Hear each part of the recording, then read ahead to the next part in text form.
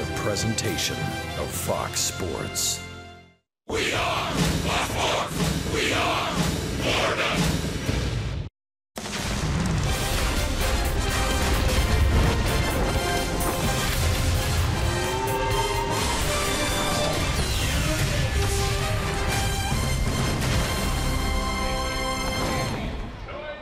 Valley of the Sun on a Sunday. And the finish of a three-gamer.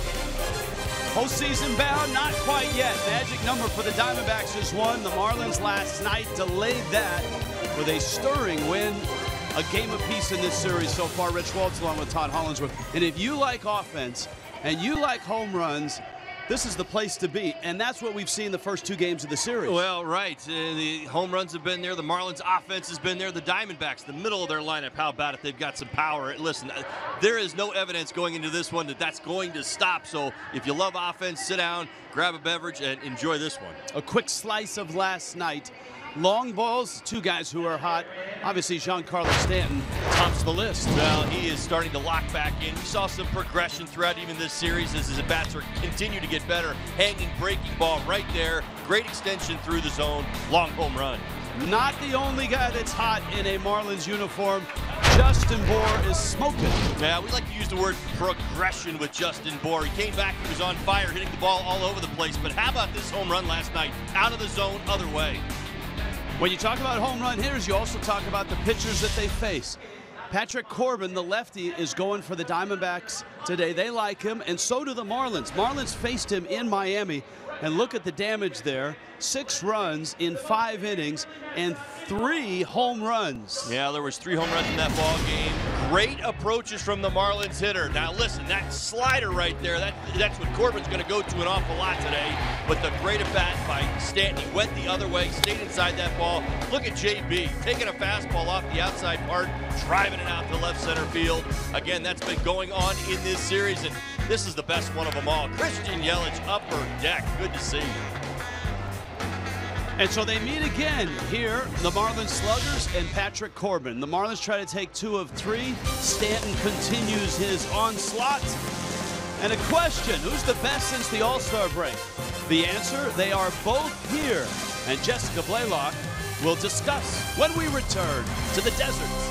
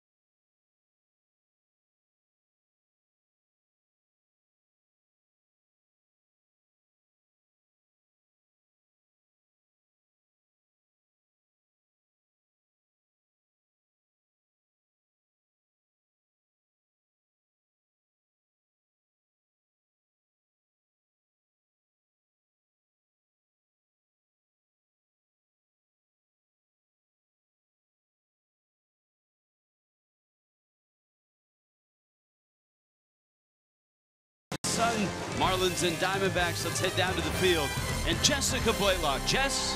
Hey, Rich, we have already seen 12 home runs hit in this series, 7 for the Diamondbacks, 5 for the Marlins. J.D. Martinez and Giancarlo Stanton responsible for a handful of those, and those guys have both been crushing the ball since the All-Star break. Take a look at their numbers because they are both impressive. 31 home runs in 65 games for Stanton. That leads Major League Baseball. As far as Martinez goes, 29 home runs in 60 games, and that slugging percentage is best in the league. As far as Giancarlo Stanton, he now has 57 home runs on the year. He's inching closer to 60, but for him, he says he can't spend too much time focusing on the numbers.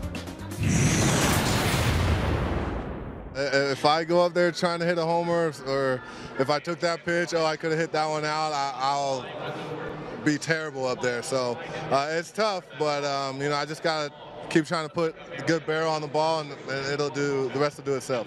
You still talk to Barry Bonds. He warned you, look, you're not going to get as many pitches to swing on. Yeah. Have you noticed pitchers changing the way that they approach you? I've seen the teams in the race are different than the ones out. That's the biggest difference. But at the same time, there's a couple formulas to attack hitters like me and Ozuna, and they're going to stick to those. There's not very many different ways to pitch people, so you just got to be smart. Stanton feels like he's back into a good rhythm at the plate, and the numbers certainly support that. In his last 5 games, 12 RBIs and 3 home runs. When we return, it is the series finale between the Marlins and the Diamondbacks from here in the desert. The series is currently split right down the middle. The winner of the series will be determined today.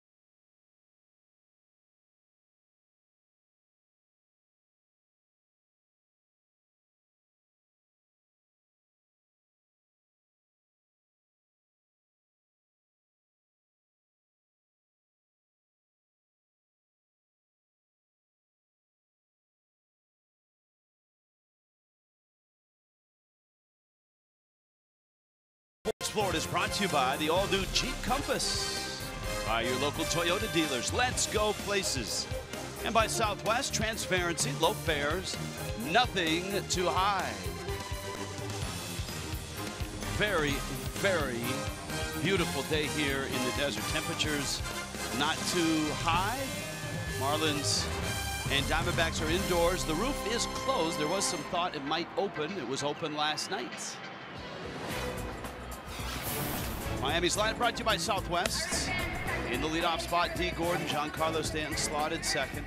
Christian Yelich third, Marcell Ozuna in left.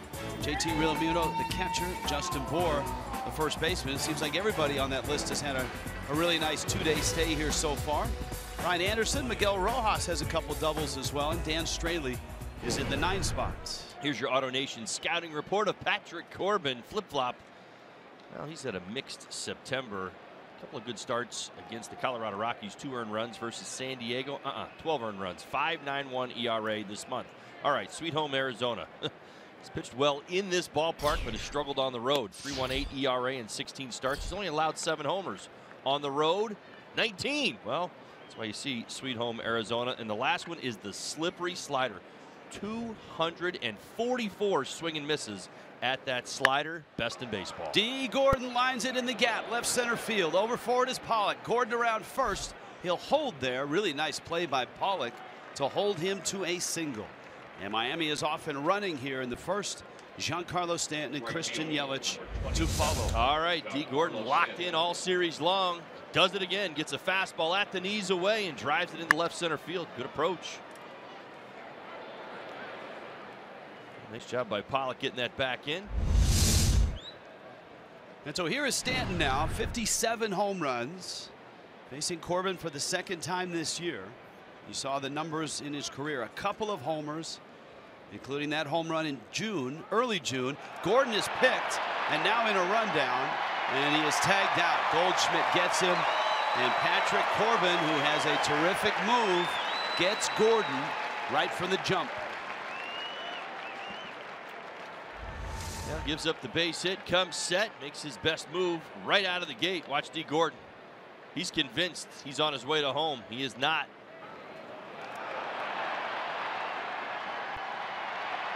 Goldschmidt runs him down.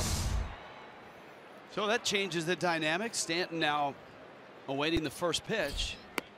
And a fastball misses out. Jeff Kellogg, crew chief, calling balls and strikes. Stan, a really nice night last night. 2-run double, the solo homer. Also added a single and drove in a run with a ground ball out. And so he finished with 4 runs driven in. His 57th homer, his 30th double. And 125 RBIs is now a new Miami team record. Preston Wilson, that stood for a long time, since 2000 at 121. Corbin gets a fastball in there for a strike. Corbin really trying to establish that fastball command early. 5 pitches in.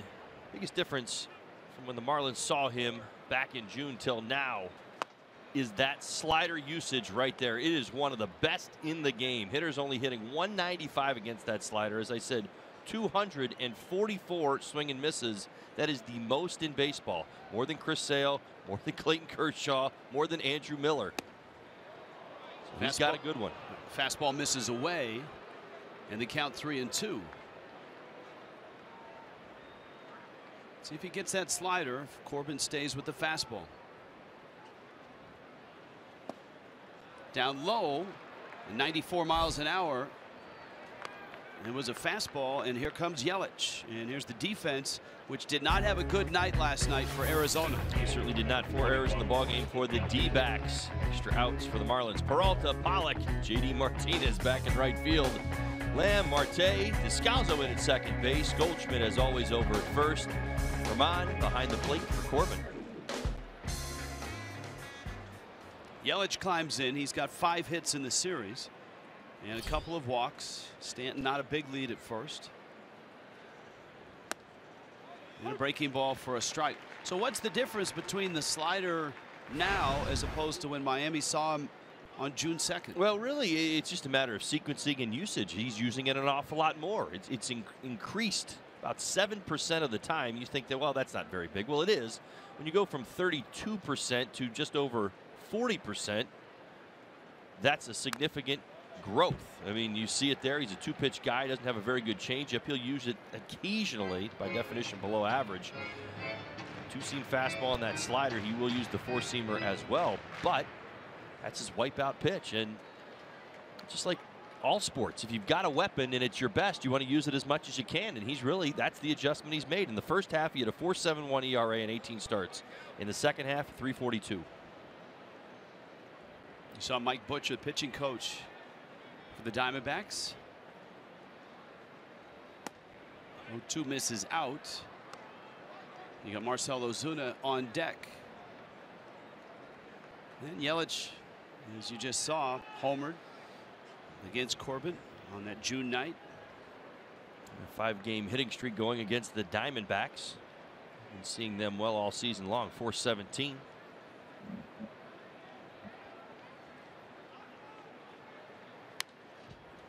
When fouled back to the screen. There are 8 games left in this 2017 season for Miami. The Fish right now at 73 wins. They got their 73rd last night.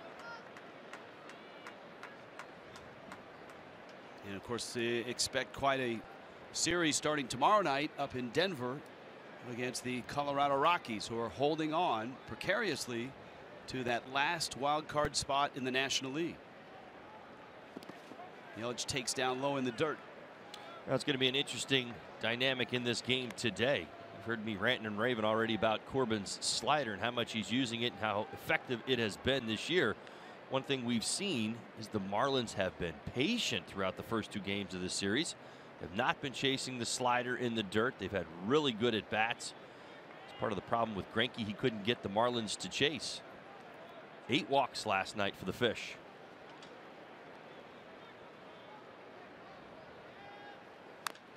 Breaking ball fouled.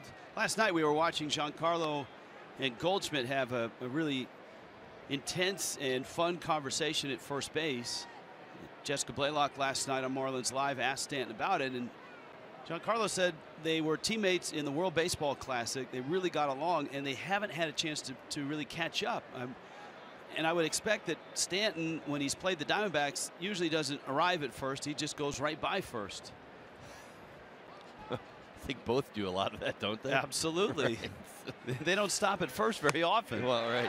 Yelich swings and misses, and Corbin gets the strikeout on that slider.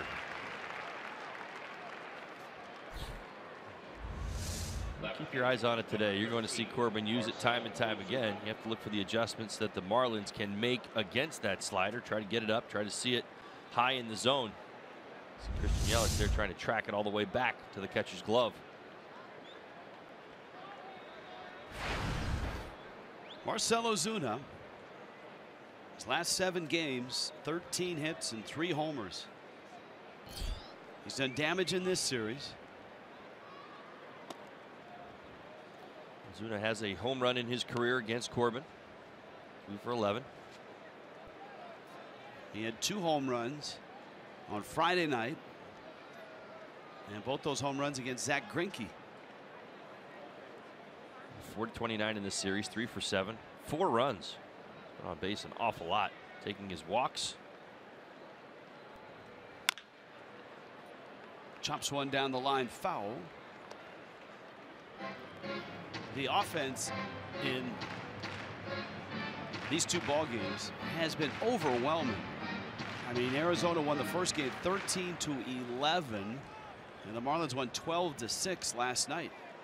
Well, how often do you look at a lineup? Both of these lineups very, very talented. Do you say, okay, well, there's 3 really, really good hitters or 4 really good hitters in that lineup, and have them all be hot at the same time? That's certainly what it feels like, right?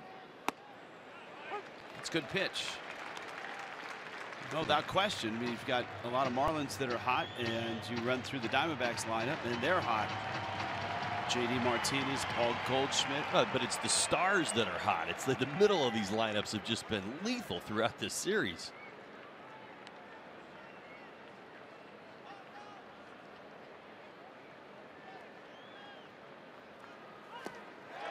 And Ozuna swings and misses. And Corbin strikes out a pair to finish the first. Ball game is underway. Dan Straley gets the baseball next for the Fish.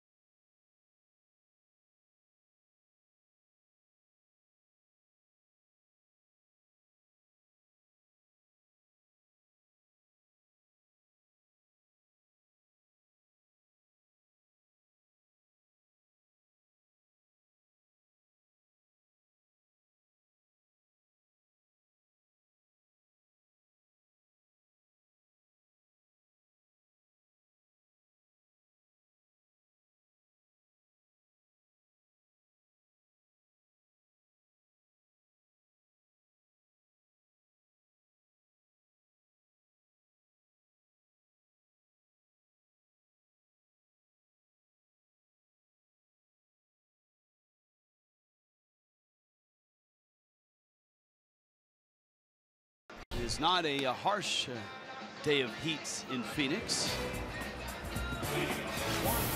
Nonetheless, here come the Diamondbacks in this orderly fashion. Southwest brings you their lineup. David Peralta's in left. Ketel Marte is at shortstop. Paul Goldschmidt first base. J.D. Martinez, look at the September that he's having. 14 homers, a Diamondback record. Daniel Descalso is at second. He's slotted fifth. Jake Lamb follows. A.J. Pollock in center. Chris Herman the start behind the plate. And Corbin hits in the 9 spot. All right, here's Dan Straley making his 32nd start of the season. It goes without saying that he is going to have to keep the ball down here at Chase Field. So that's a very deliberate thought for Straley. 18 home runs on the road this season. Struggled a little bit here in the second half. He's got a couple starts left this year. Would love to finish strong.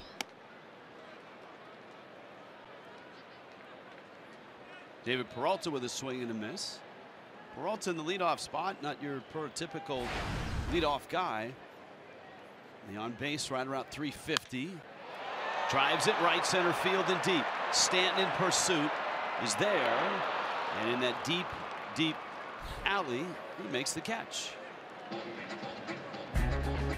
Here is your Marlins defense for today's ballgame. Marcell Ozuna, Christian Yelich, Giancarlo Stanton. That's your Marlins outfield. Anderson, Rojas, D. Gordon, Justin Bourne, J.T. Realmuto behind the plate for Dan Straley.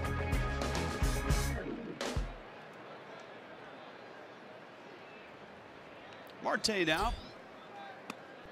Straley catches the corner. Marte coming over from Seattle. One of their top prospects. Getting a chance to play in what has been somewhat of a revolving and evolving shortstop spot for the Diamondbacks. For a team that has done as well as they have, the Diamondbacks have won 89 games. Their magic number, by the way, as we noted, is 1. And that includes a loss by Milwaukee or St. Louis or a win here.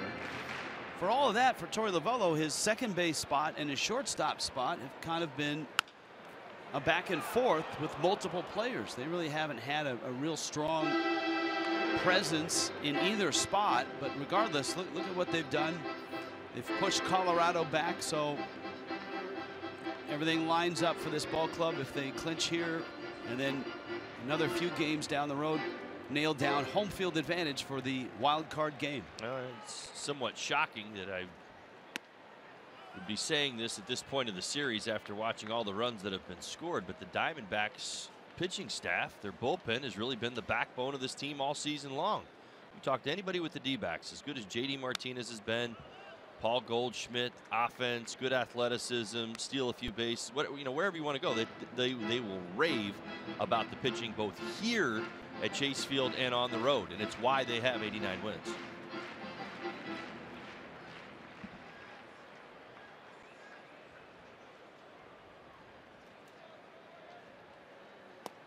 Two down low. Before the ballgame, I was talking with that man, Tony La Russa, who's still in the front office here, about wild card games playing into the postseason and the division series. And he pointed out, as Marte walks, that the 2 world championships that he won with St. Louis, they went down to the very last day before getting into the postseason. He said there is something to that hungry dog or that team that is hot and is got their foot on the gas as they go into the postseason, rather than the team that clinches 2 weeks out and says, oh, we're going to line up our pitching and all of that. Well, restarting that engine sometimes can be troublesome. There's an intensity that gets into it. It's the way a ball player thinks. You tell him it's the most important game of his life, and I can promise you from the first pitch of batting practice on, he will do his best to get locked in. But of course, the other manager's probably telling the team that's had 2 weeks off the same thing. Hey, this is the most important game in your life. Yeah, but you can't, I mean, it can't be artificial, though. I mean, and see, that's what the wild card is, somewhat a blessing in disguise, because it's created now in September. And you can go into a season and say, okay, guys, this is a really important game. Let's go get them today. But if they're not buying what you're selling, you can't artificially create that intensity or the focus that you're looking for. When you've got a wild card game and you say you got one game to get into the postseason, you better go out and win it today. Dotting the I's and crossing the T's is easy to do. Well, you've got to do both when you spell Goldschmidt. And you got to do that when you pitch to him as well. Goldschmidt 3 for 6, a homer, 3 RBIs, big home run yesterday. And of course, his name right at the top of the MVP discussion. 36 home runs, that ties his career high. Next one will set a new high. 36 back in 2013. He's had some ownership of the Marlins lately. Last 9 games, 438. And a swing and a miss. I think he was thinking that Dan Straley breaking ball, which was so good his last start against the Mets, and he got the fastball. We've seen this a couple different times. Saw it again last night as well. Able to elevate, sometimes throw that unexpected fastball in an unexpected spot. That actually catches an awful lot of the plate, and you see the reaction. Goldschmidt, he a little bit surprised he didn't at least foul that off.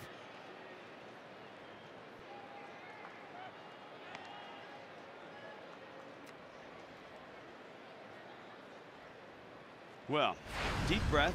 We've seen JD Martinez with this pre-pitch routine, and he's just having an incredible ride with the Diamondbacks. 27 homers since the trade. He's homered in 3 straight games. 14 home runs this month. Oof. 9-game hitting streak here at Chase Field. 528 with 11 extra base hits. That relaxation technique that he uses before he gets in the box. A little exhale. Yeah. Relax everything. Have you noticed that my game today's a little bit higher? I did it before the show. Before the game started. I think you're supposed to do it before every pitch, though. No, I can't do that. Yeah. Fall asleep. On over to first. And Marte dives back in. Right before we came on air, I had my eyes closed. I was breathing deeply. 14 home runs in September. Martinez, the Pembroke Pines Flanagan High School product. Nova Southeastern. And Straley snaps off that breaking ball for a strike. Straley, in that start against the Mets, had 8 strikeouts and gave up just a run on 3 hits, and you would think, all right, so he probably went 6-7 innings. He went just 5 because he threw 110 pitches, a lot of foul balls, and the 4 walks hurt him as well. He was scrambling around a little bit. It was kind of interesting. You know, he'd gone the start before that was one in which he struggled against the Philadelphia Phillies, and he threw 92 pitches in 6 innings, but he got knocked around a little bit. He gave up 13 hits in that start. Last start, 110 pitches in 5 innings, but much better results.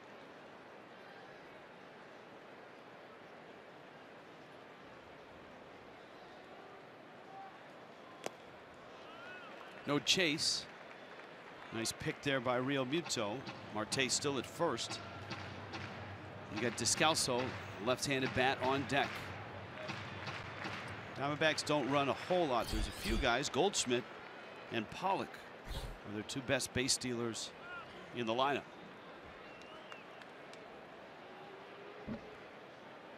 Two.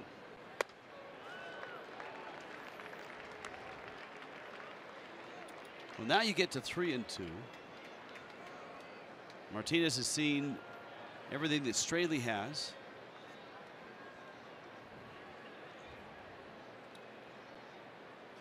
And Marte will be running. Got him. Breaking ball. How would Dan Straley handle Goldschmidt and Martinez? Just fine.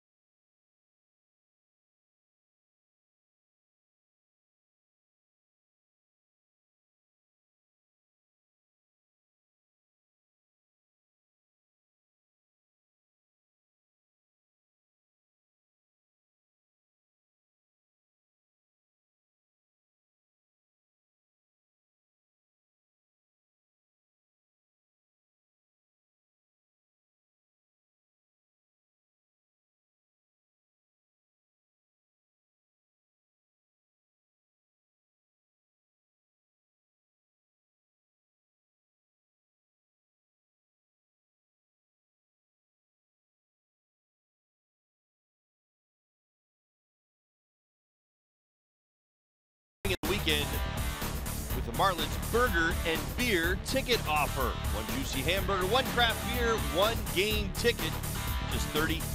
Don't miss your chance to see the Marlins take on the Braves one last time. Visit marlins.com/burger to get your tickets now. That is a 4-game series against the Braves. Paul Goldschmidt left, JD Martinez right. Both fell victim to Dan Straley. Goldschmidt a fastball and Martinez a slider. Here is JT Realmuto, and JT takes for a strike. Justin Bour, Brian Anderson will follow against Patrick Corbin, who's had an interesting month. Patrick Corbin has. Hard to third, Lamb across the diamond. Corbin's made 4 starts in the month, 2 against the Rockies, 2 against the Padres. 2 of his starts have been really good. 2 of his starts have been no bueno. Any chance they were against the same team? Like yes. 2 good versus 1 too bad versus absolutely. the other. And the surprise is it's the Rockies who struggled against him. Just 2 runs in those 2 starts, and it's the Padres that scored 12 runs in the 2 times they faced this lefty out of Cicero, New York.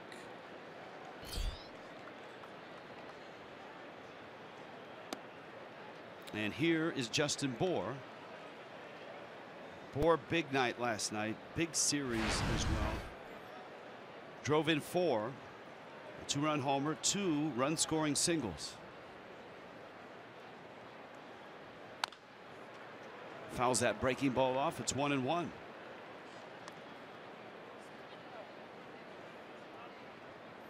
Well, that's good news for this Diamondback bunch. The Pirates have defeated the Cardinals.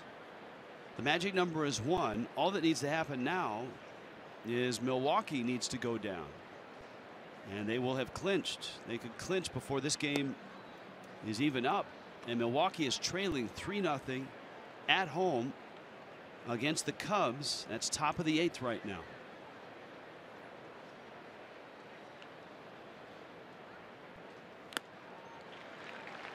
Everybody wants to celebrate something, and it would be an entry into the postseason.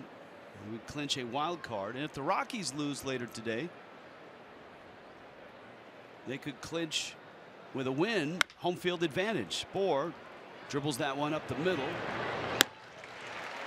Marte is there, and he throws him out. Third baseman, number 55, Brian Anderson. And here's Brian Anderson. Of course, the Marlins are headed to Colorado, and the Rockies, I'm sure by now, have conceded home field advantage in that wild card game, and they're just trying to keep Milwaukee and St. Louis off their back. Colorado a 1-game lead over Milwaukee, 1.5 over St. Louis. Colorado is in San Diego. That ball game will start in about a half an hour.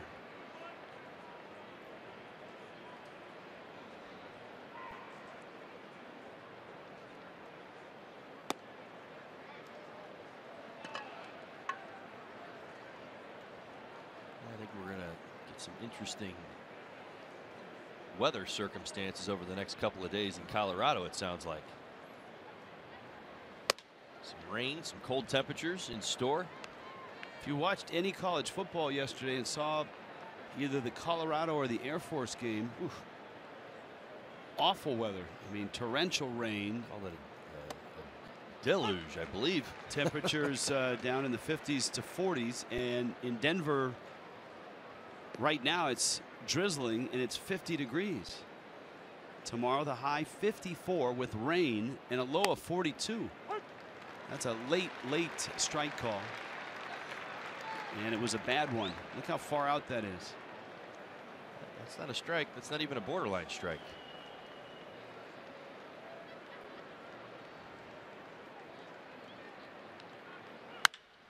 Anderson shoots it hard. Goldschmidt there, and he gets to the bag. So Miami done here in the second, scoreless. Amazingly.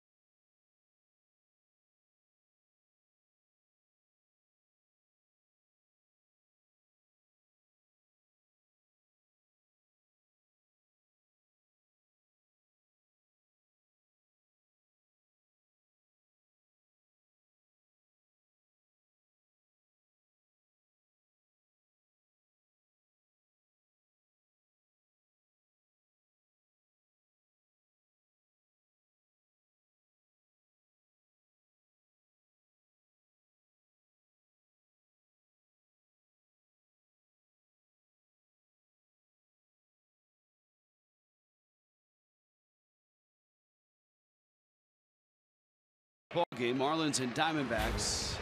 When Dan Straley's breaking ball is on, he spins it as well as anybody. And he certainly was rolling against the Mets. That's his best pitch, gets the most swing and misses on that slider.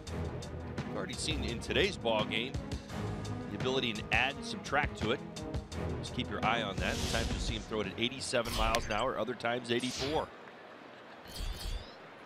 Fastball starts the at-bat of Daniel Descalso. Jake Lamb, A.J. Pollock for the Diamondbacks. Sort of a BP fastball there. Descalso has been getting the starts at second against righties, and he bangs one out towards D. Gordon.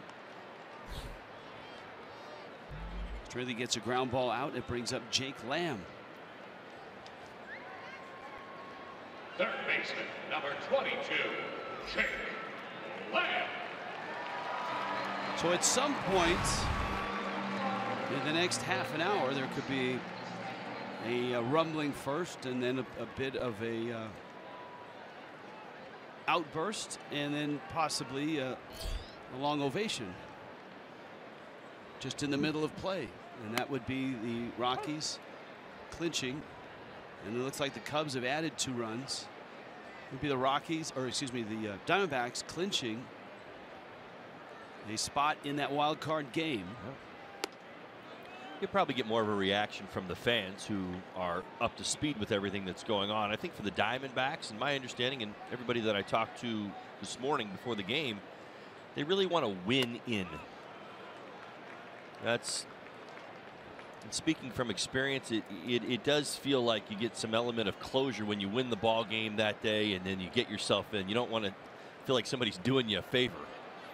The term, I guess, is back in. You don't want to back in. Right.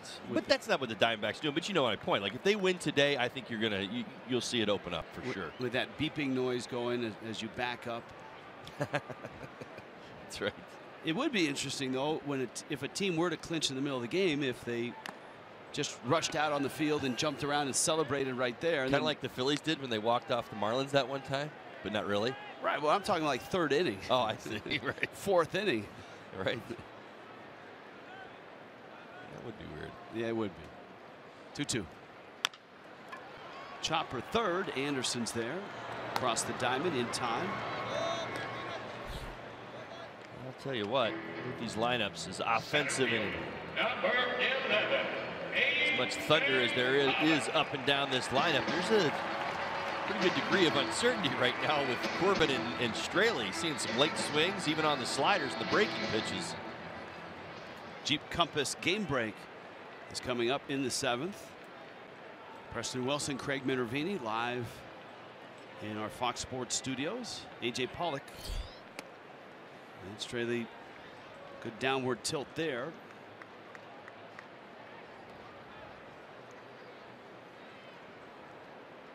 A little too much tilt, but a really good pitch.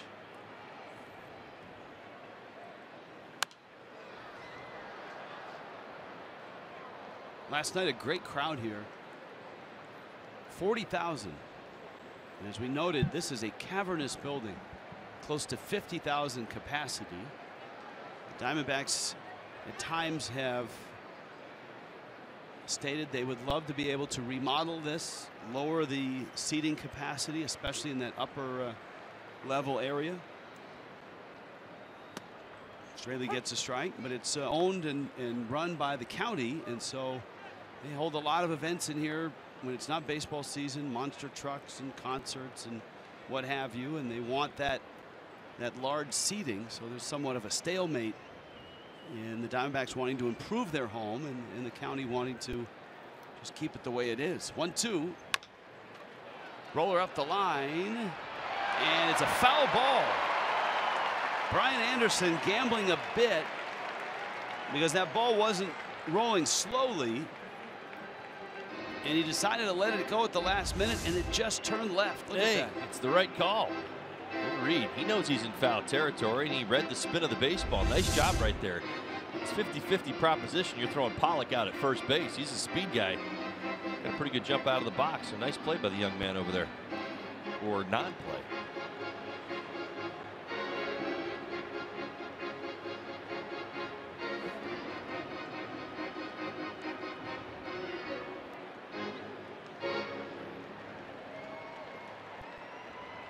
So Pollock is back in the box.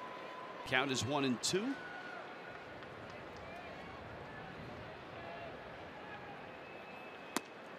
And strike 3 called. Dan Straley has struck out 3 already. Into the 3rd, and it's scoreless.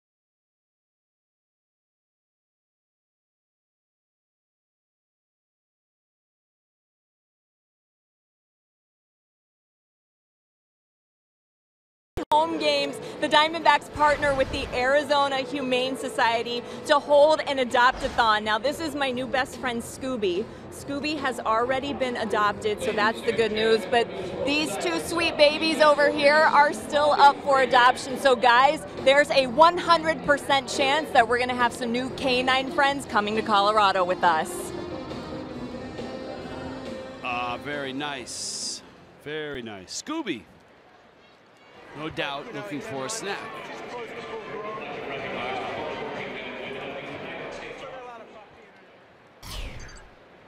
Eight 9-1 for the Fish. Patrick Corbin's breaking ball is out. If you just happened by, haven't missed much. Both pitchers look sharp. Corbin has struck out 2. Picked off D. Gordon after giving up a hit, which is the only hit of the ball game. 8-game hit streak for Miguel Rojas. You got Straley and then Gordon. And if anybody reaches this inning, Giancarlo Stanton at bat. Stanton walked in his first at bat.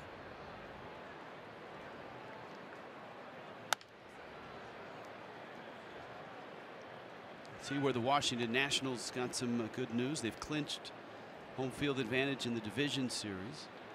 And Bryce Harper will be activated tomorrow.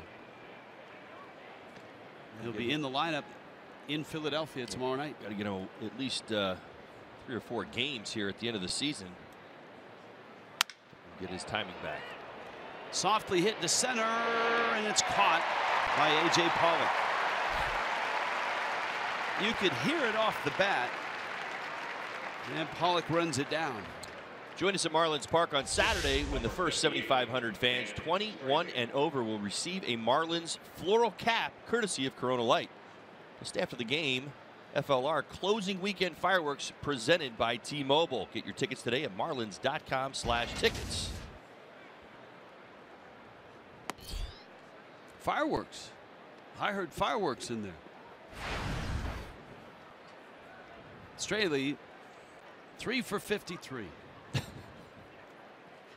You say that with such optimism. Well, he's due. No. Remember, he had a base hit his last start. He was 1 for 2 against the Mets. So if you were to make a little chart with who's hot and who's not, He's got a 1-game hitting streak. The guy with the beard would be on that list. Dan Straley lines it down the right field line. That is a fair ball. Into the corner it goes. Straley venturing around first is going to head to second. He's going to get there. How about that for optimism? Well, yeah, listen, I'm going to go ahead and throw optimism out when we replay this for you, because what you and I watched and what we saw, yeah, look at the bench.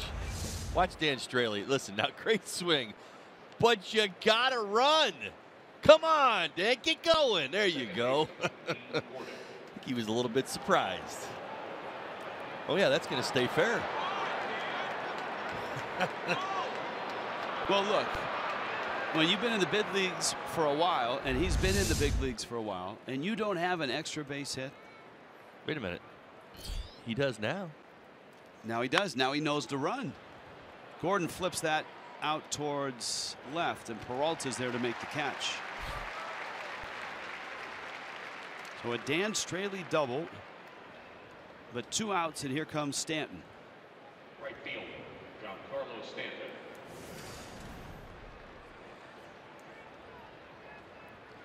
Now Stanton and Corbin have met before. We documented that. 5 for 14, a couple homers. And the home run he hit on June 2nd was not only a slider, but he hit it to right field and down the line to right field. It wasn't right center. Yeah, that was a game-planned home run. I remember it. You're absolutely right. He was looking away, thinking away on that slider, got it, and allowed that slider to get to the plate. Just enough of the barrel on it.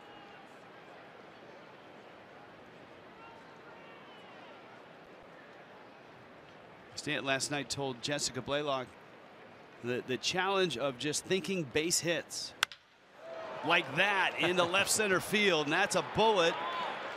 Straley around third. He's coming home. Stanton into second, and he is out.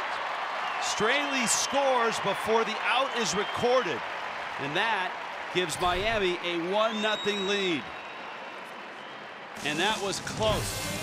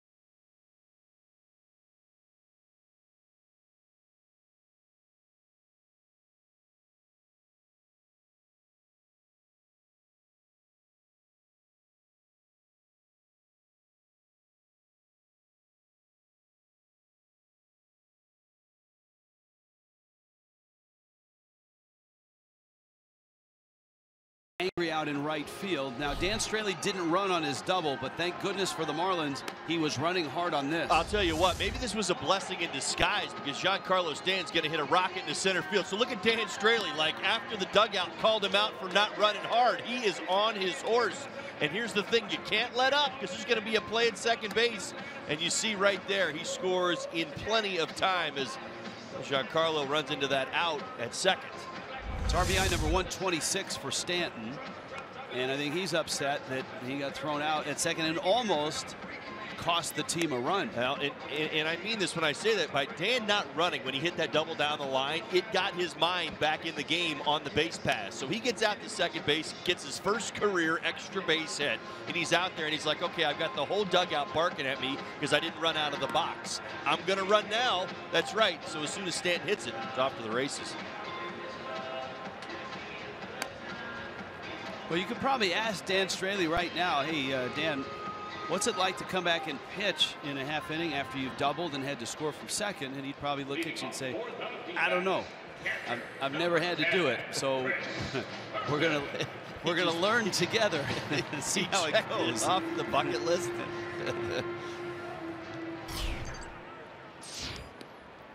He's looked sharp. He's got 8, 9, and 1 in the Diamondbacks order. Chris Herman, Patrick Corbin, and then David Peralta. And he streamlines a fastball in there for a strike.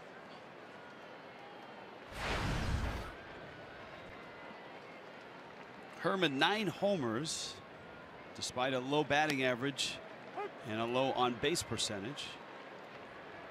Remember, the Diamondbacks also have Jeff Mathis, and Chris Iannetta has caught the first 2 games of the series. Well, the 2 bits of information that stick out on Herman: his 21 career home runs have come in a team win. How about that? All of them in his career. He hits a homer, they win. He's pretty good behind the plate too. 3.11 catcher's ERA. That leads the majors if you're going by a minimum of 40 games. Remember, he doesn't catch every day. A swing and a miss, and Straley now with 4 strikeouts. Tomorrow it's going to be chilly in Denver. The Marlins and the Rockies ready to go. Former home for Preston Wilson and for Todd Hollandsworth. Craig Minervini and Preston on the pregame show on Marlins Live, brought to you by South Florida Honda Dealers. For Straley now, 4 strikeouts in the ball game, and that ties a career high in a season of 162. That was set last year when he was a Red.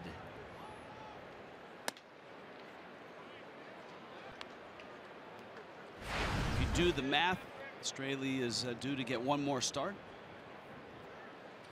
It would be in the Atlanta series. He's been locked in today.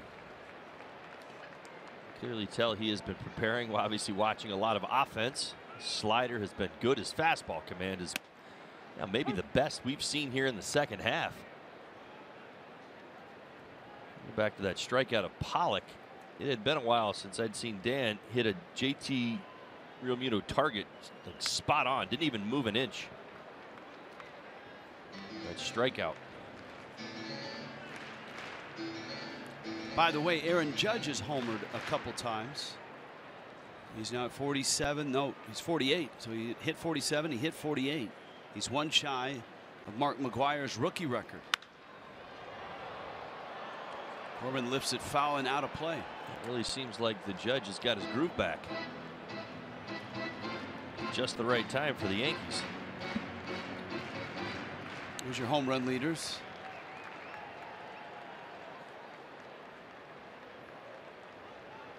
Judge realistically has a shot at 50. Patrick Corbin. Well, anything you can do, I can do better. Corbin to second. He's going to try for third. And he's in there.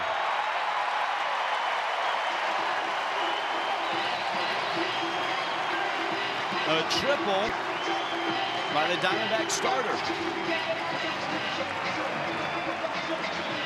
Payback for Patrick Corbin against Dan Straley. And the big lefty, pretty good athlete.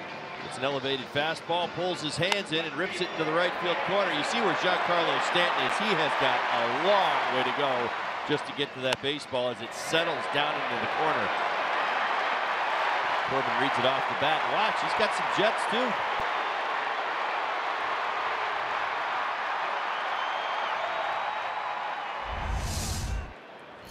Peralta now. And so Straley hunting for a strikeout, trying to keep Corbin at third with 1 down. Well, Straley doubled off him, so he is tripled His 3rd career triple. They want to get in on the extra base act, right? The pitchers? Absolutely.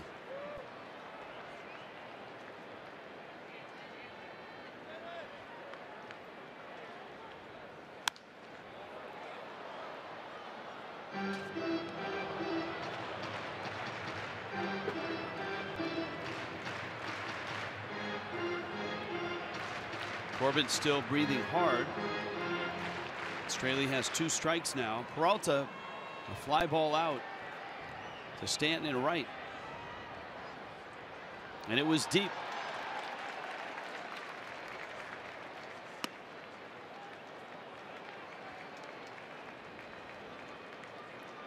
That Milwaukee game is going to the bottom of the 9th.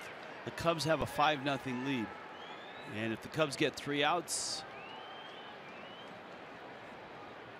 the Diamondbacks will have clinched.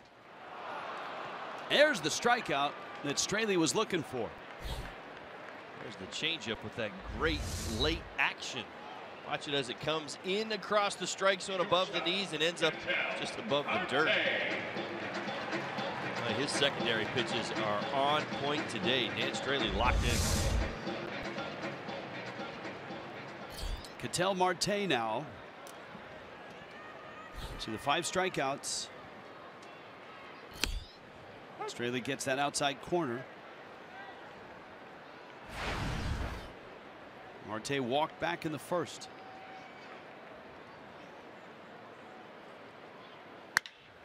Bouncer out to short, or out to second, and Gordon on to 1st in time. Straley pitches around the Corbin triple. 1-0 Miami.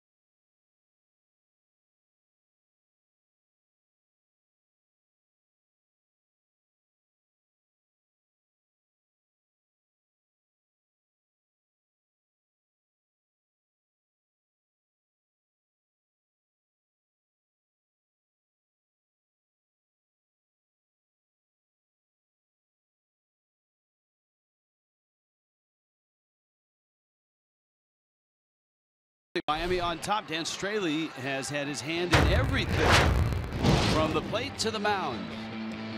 Well, the Arsenal's working on the mound today. Boy, we've seen it already. Check it out. Elevated fastball. We've seen Dan do that a number of times this year. How about the slider? JD Martinez. That was the fastball I was talking about last inning. My goodness, he is just dotting it. There's the changeup. How about another one? Yes, sir. Good stuff so far. 1 hit, 5 Ks for Dan Straley.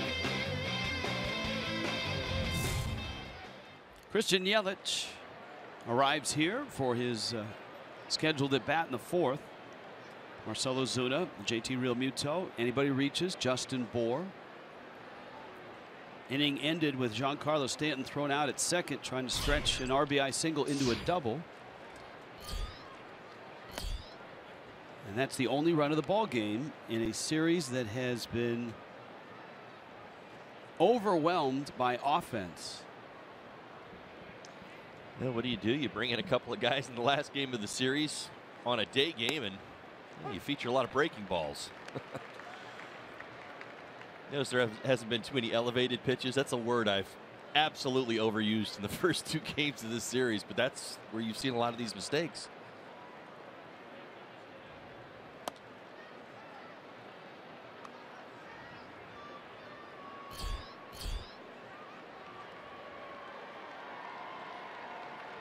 The 2-1. Yelich strikeout in the first, but 5 hits in the first 2 games. Rolls that one up Goldschmidt's way, and he'll flip to Corbin covering. There's one down. Hey, Marlins fans. Can't catch the games on TV. You can stream them live on your mobile device with Fox Sports Go. Take the app with you. Fox Sports Florida and Marlins baseball with you wherever you go.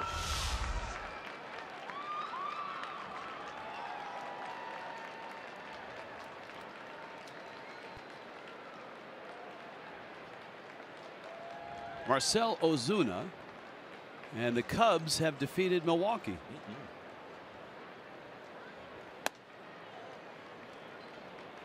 There it is.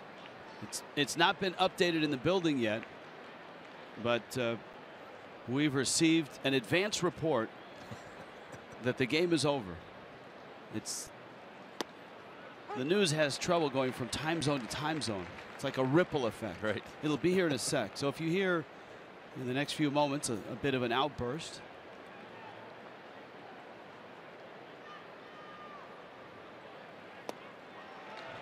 Ozuna swings and misses. Count 1-2. Now Ozuna asks for time. Remember, he had a little bit of a tweak in his back in last night's ball game. There you go. Diamondbacks are in the wild card game.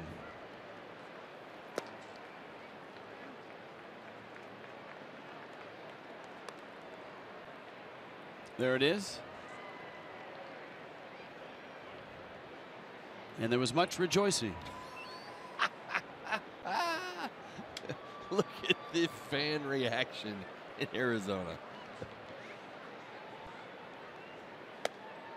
Fastball misses away. And it's 3-2. My guess is there will be a formal announcement. That's what I'm guessing. At the end of the inning. Right. So fans are locked in on the game. They want to see this Ozuna at bat. The 3-2 is out. Ozuna walks. And so Marcel's going to make his way down to first. And JT Realmuto comes up with Justin Bour pulling in on deck. Nice at bat by Ozuna. His 4th walk in the last 2 games. He had 3 walks yesterday. That's really been the challenge for the Marlins even this year. Frank Menachino and the Pags have really talked to this group about having those good eyes, being patient, really working for their pitch. Last night, 8 walks. 2nd most walks in a game on the season.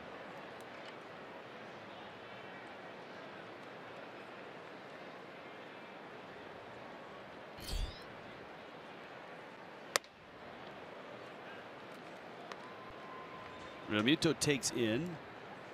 JT bounced out in the 2nd.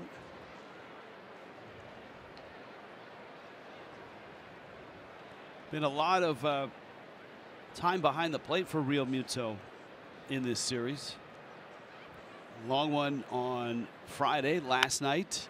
Jam shot and a roller out towards short. Marte gets the out at 2nd with Descalso, but Realmuto is safe at 1st without a throw. You mentioned how much JT has been behind the plate. I think you're going to see more of that in the Colorado series as well as this final push with games that matter. You see JT get a few games off, maybe all of the games off in the Atlanta series that ends the season.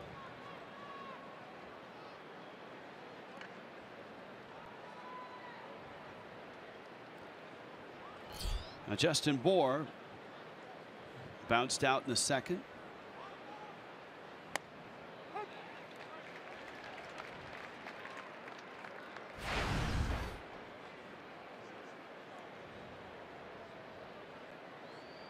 That was a strike, according to Jeff Kellogg. So Bour tilt his head just a little bit. Had much more demonstrative reaction last night in that late at bat with the bags loaded. This is last at bat of the ball game. Bases were loaded, 2 outs. A couple of tough strikes.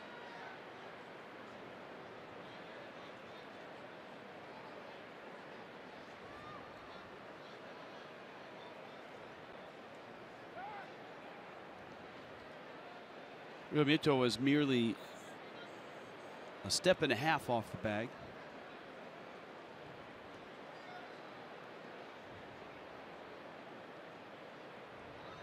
But you never know with JT. He's got the speed and the instincts to steal a base. Corbin, though, very good against the running game. His career caught stealing percentage. Now, let me start with this. Caught stealing percentage is the percentage of times runners are caught when they're trying to steal.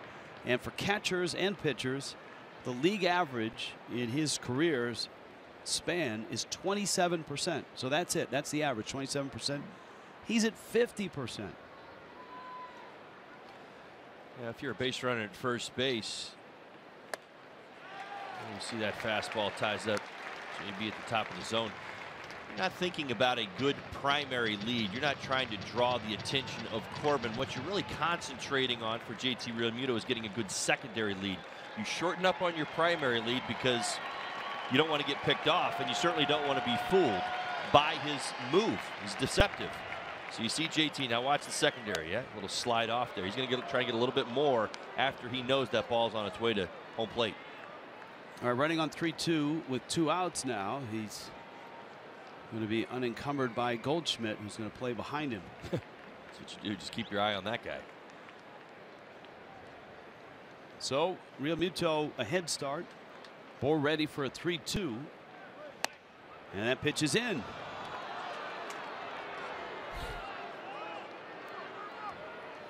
So a walk to Bohr. That was right next door to the one that was called a strike. It sure was. It was in off the plate the first time. Should have been called the ball. Corbin has walked 2. And here comes Brian Anderson.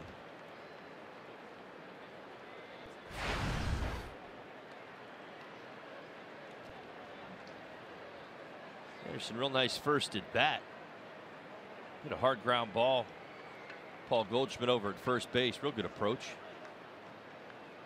Thinking about up the middle the other way. Similar approach could be beneficial right here.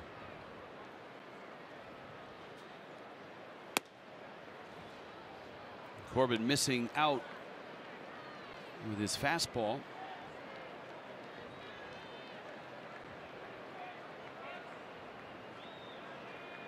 Brian Anderson's first month in the big leagues. Still looking for that first home run. He's got doubles. He's got a triple. Takes a breaking ball down. And now he's got a 2-0 pitch to look at.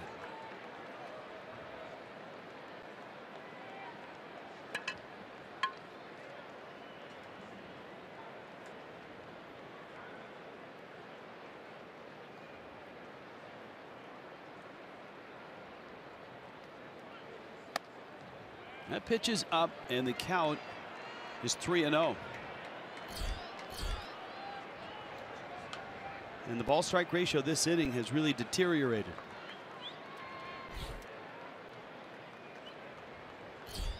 Miguel Rojas is on deck. No doubt Corbin trying to navigate this dangerous lineup with extreme caution.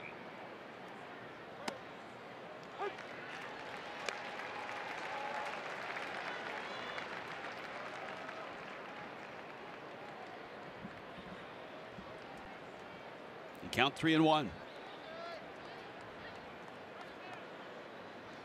Giancarlo Stanton RBI single has produced the only run of this ball game.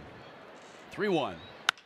Anderson drives it right field, hits it well. Martinez on the move. He's not going to get it, and it bounces up over the fence and into the seats. Realmuto will score. That bounce is going to cost the Marlins a run, possibly. Now let me upgrade that to probably, because Bohr was motoring as best he can. And it's 2-0. Marlins on top. Well, nice approach. We talked about this. Anderson thinking away all game long. Now that pitch elevated. There, I get to finally say it in this ball game. Drives it the other way and hops it over the wall and right. Nicely done. That's a deep right field corner. And Martinez is not a real skilled outfielder, so my guess was that Bohr would have scored. My arguments out there always were that there were so many lane changes against this wall here at this ballpark here at Chase Field. It always is quite complicated. I'm sure for JD, he's not used to it either. You saw Rojas at first. He was intentionally walked. And a Mike Butcher visit. And here's the showdown again. It's Corbin against Straley, mano a mano. He's got a 2-game hitting streak. Come on, man. I've been waiting like his entire career to finally say that. Straley doubled and scored in the third. Corbin tripled against Straley, also in the third. There you go. Now that, yes, timely graphic. And of course, the walk loads the bases, so Corbin has to throw strikes, and you would think that's easy for a guy like Straley, who does not swing the bat that well, but it's the 3-foot putt. It's the free throw you got to hit. That one catches the plate. Barely.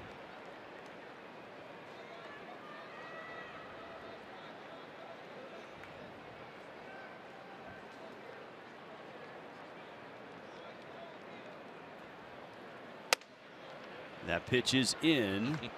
Now advanced metrics tell you that you should be playing right around where JD Martinez played, maybe a little further towards the line, maybe like 5-10 feet from the line.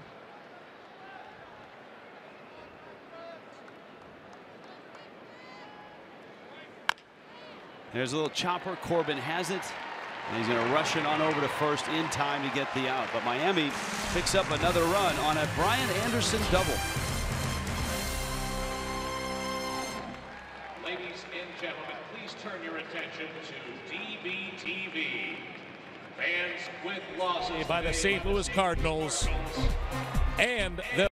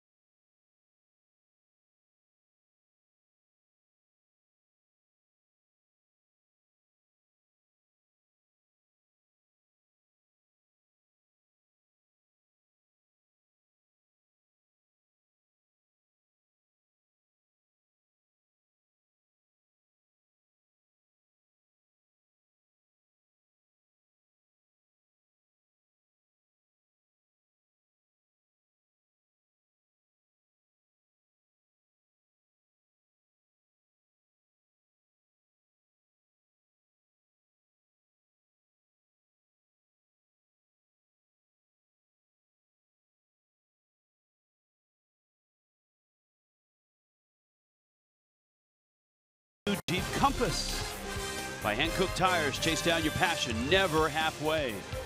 And by your South Florida Chevy dealers. 2-0 right now. Marlins on top. Now, while we were away, there was an announcement.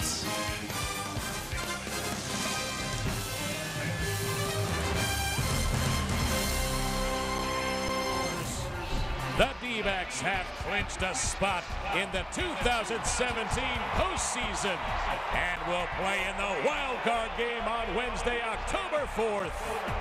Tickets go on sale tomorrow morning at 9 a.m. at dbacks.com/postseason. There you go. Get your deposits in now for postseason tickets for the Arizona Diamondbacks. They'll play in the wild card game. Obviously, the West belongs to the Dodgers. So it's essentially a one-game play-in. It is considered a postseason game to get to the division series.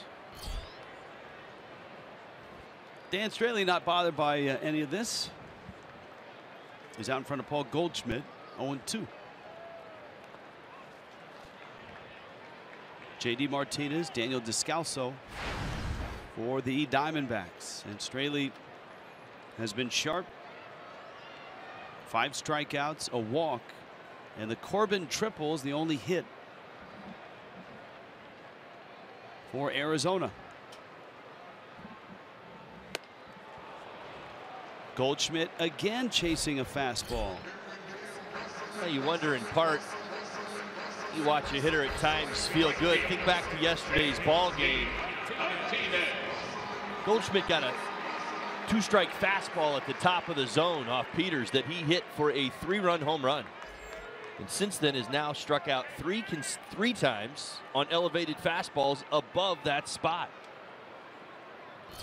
Speak to the psyche of a hitter, doesn't it? It does. For Arizona, it is their first postseason since 2011. Those were the Kirk Gibson-led Diamondbacks. A 94-win team, first place in the National League West, lost in the division series to Milwaukee.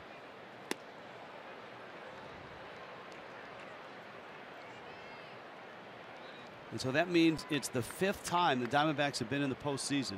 They've had 5 different managers for each of those appearances. There's some pretty good names there. Buck Showalter. Fastball, ground ball into center field. And a base hit. Ozuna cuts it off. Actually, the 6th time that the Diamondbacks have been to the postseason. 5 different managers.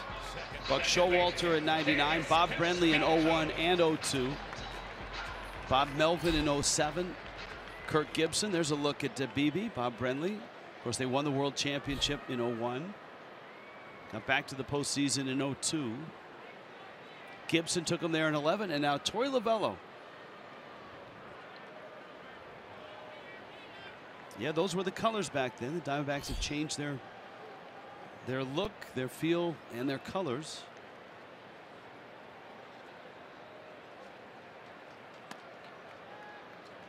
Descalso takes a breaking ball outside.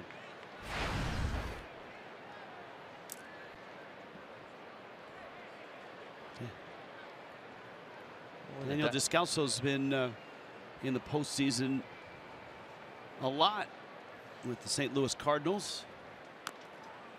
We saw Tony La Russa earlier. La Russa was his skipper in St. Louis. The Diamondback story is one that certainly a lot of teams love to talk about. Turning around 90 losses last year, 1 win away from 90 wins this year.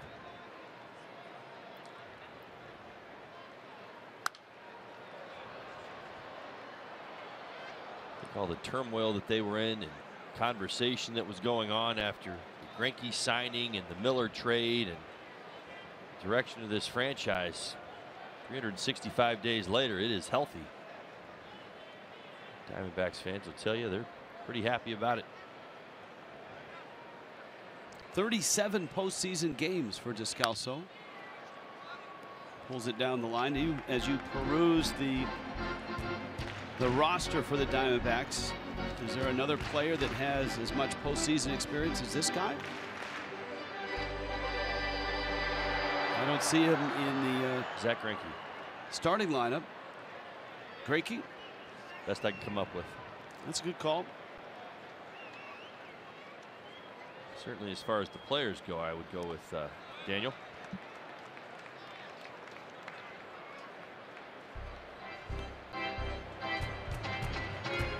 Let me check Jeff Mathis.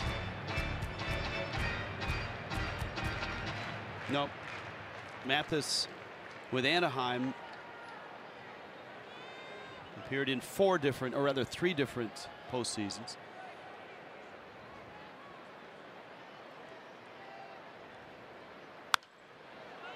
That one flipped foul and out away.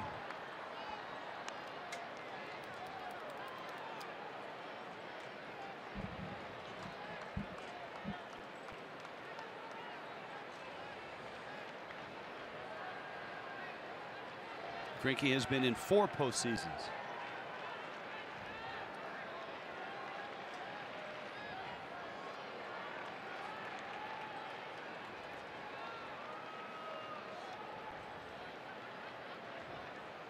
Martinez chased back on his hands and knees. He was between going in standing and a dive, so it was sort of like a bear crawl back to first.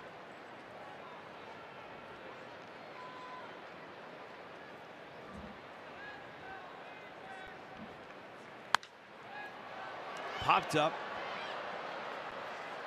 Real Muto finds it and makes the catch. And that's the second out. Inside Look brought to you by the all-new RAV4 and Toyota. First-year managers, Torey Lovullo is in to the postseason. 31 times they've been able to make the postseason as first-year managers. Notable winners: Dick Williams. How about Billy Martin?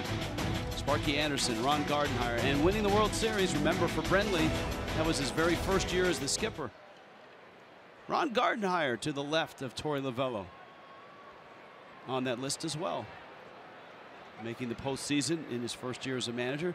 He took over for Tom Kelly in Minnesota. Ball in the air.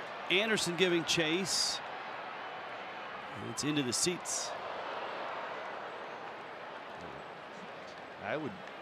I'm willing to bet that you're going to hear Gardenhire's name come up this winter in a few different openings. Having spoken to him pretty recently, he still has the itch and the interest to manage. Well, it won't be Minnesota. They've had a great year. Paul Molitor steering the ship towards the postseason. Not there yet, though. Minnesota beat Detroit today 10-4. The Yankees lost 9-5 to Toronto. Jake Lamb takes ball 1. 2-0 Marlins. Straley racking up strikeouts. He has a strikeout in every inning. And 6 total.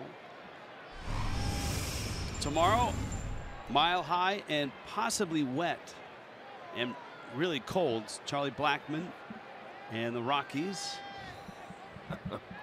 are in San Diego right now, enjoying the, I'm sure, just a gorgeous Sunday, right? Do they have bad days in San Diego? I don't think so. No, they don't. It's 2-2, Rockies and Padres. It's probably one of those great military Sundays, the camo jerseys, right. The military sitting up in the seats at Petco in an orderly fashion. Swing and a miss. Straley 7 strikeouts, and he dispatches Jake Lamb, punches out 2 here in the 4th.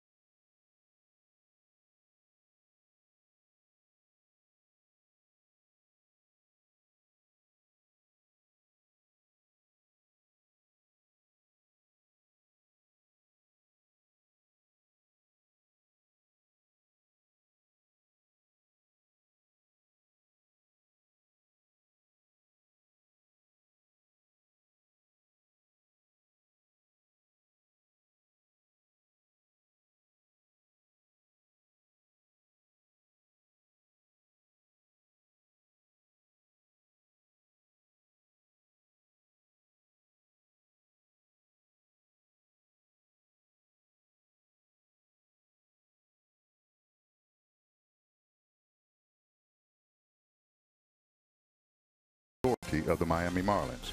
They may not be reproduced or retransmitted in any form, and the accounts and the descriptions of this game may not be disseminated without the express written consent of the Miami Marlins.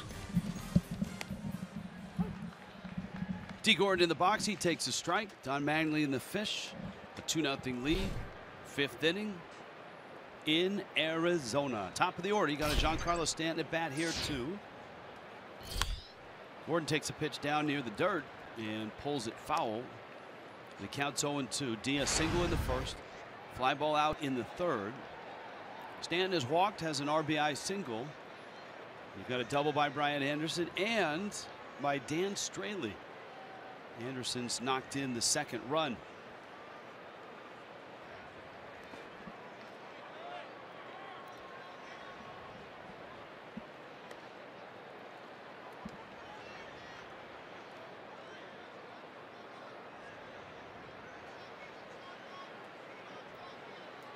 Count 1-2.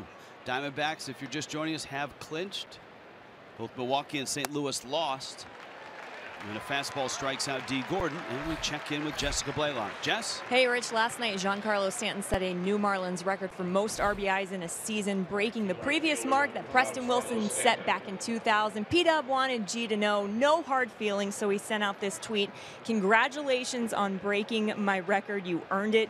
Hashtag tip of the cap. Nicely done, Preston. Yes. For a record that stood since 2000. Stanton takes a fastball for a strike. There are your all-time seasons in Marlins history. Gary Sheffield, Miguel Cabrera, and Marcell Ozuna has a chance to sneak up that list while everybody's watching Stanton. Yeah, I guess he probably will make a pretty strong push here in this last week. The way he's swinging the bat right now. Patrick Corbin approaching Stanton with caution. Walked him in the first. Stanton hit a bullet in the gap for an RBI single. Was thrown out trying to stretch it to a double. Had a pitch there and pulled off.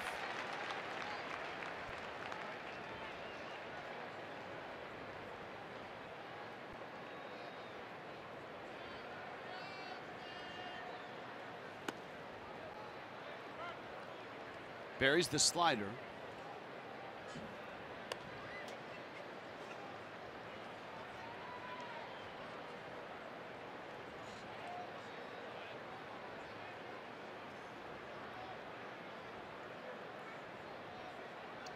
Three-two.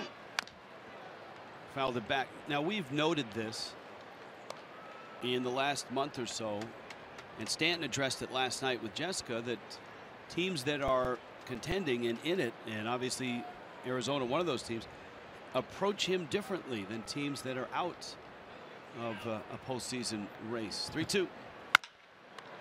Back to the mound. And a flip to first. When Stanton is out, what is the difference when Stanton faces, say, Arizona here or Colorado starting tomorrow night? Well, they certainly recognize Stanton's power, his ability to change a game. They pitch to him much more carefully, but at the same time, they recognize that he represents a run. If you walk him with the way this Marlins lineup's working, you could potentially put yourself in some trouble. So I think what he's saying, what he really is saying, is that against the good teams, he's probably getting a few more pitches to hit just because he represents a base runner, he represents a potential run, and you're not just avoiding him altogether. Look at some of the other teams, they're willing to pull out the bag of tricks, try all sorts of things. That Mets series, in fact, they were doing it all. Backup sliders, changeups in the dirt, high fastballs. There's not a rhythm or a pattern. But of course, the difference with a lot of that is that the talent on the playoff teams is better. Yelich searching for that breaking ball, misses. Corbin gets a pair of strikeouts in the fifth, halfway through. In the desert, 2-0 Miami.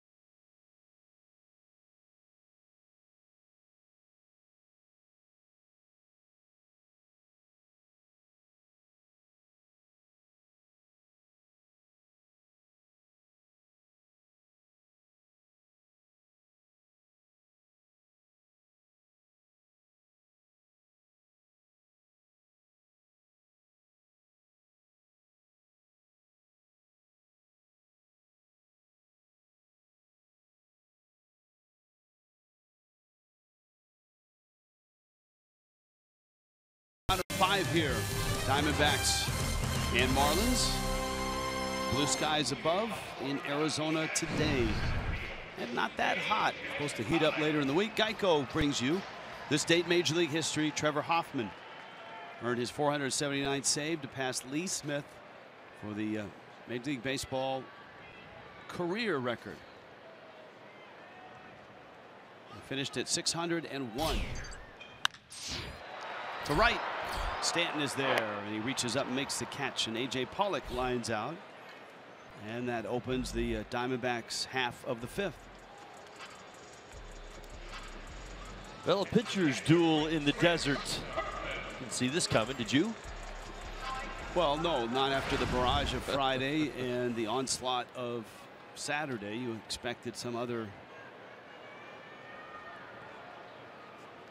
word like that to describe today. Not a tight 2-0 well-pitched ball game from Straley and Patrick Corbin. Both have been on their game. Good pitches down in the zone.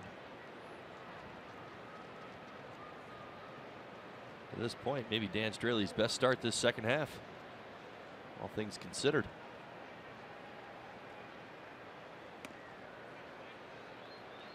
His changeup misses away. To Chris Herman, who is in the 8th spot and catching for Arizona. Herman gets into one, drives it to right. Stanton racing along the fence line, and it's gone. I told you he's not a great hitter in terms of average, but he'll run into him, and he's hit 10 now this season.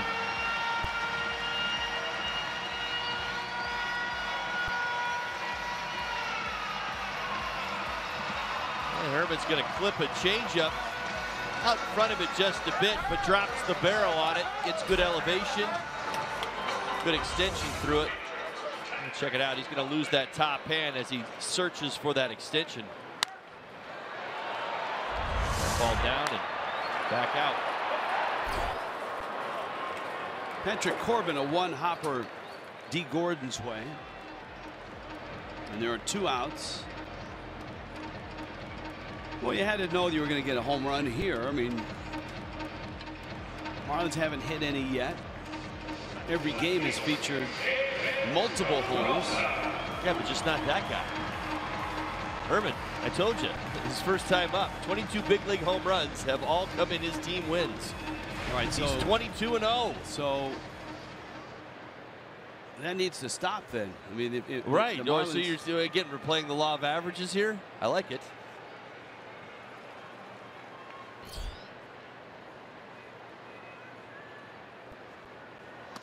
Some might say, well, why don't they play him more often?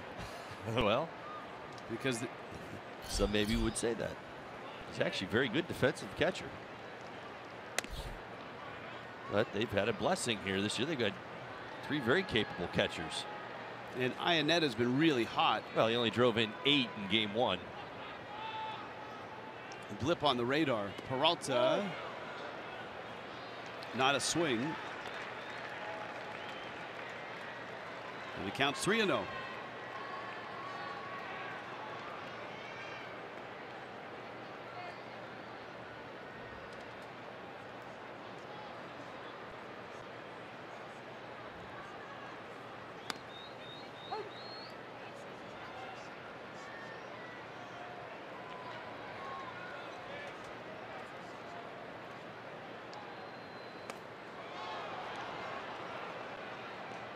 Australia with that changeup.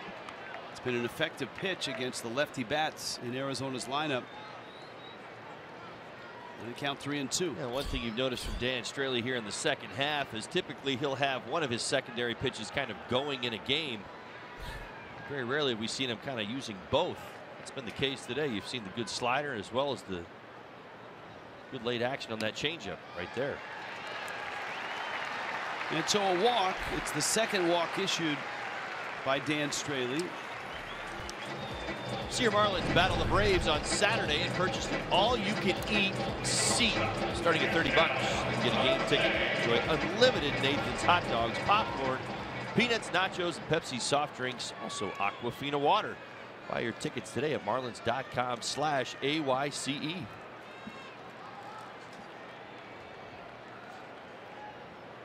That's a big bag of kettle corn.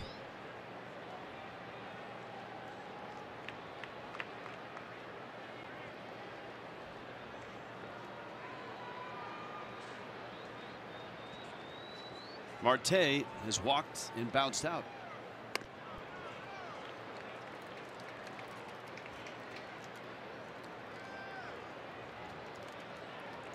Wonder what he's selling. Burgers. Not pistachios. Pizza.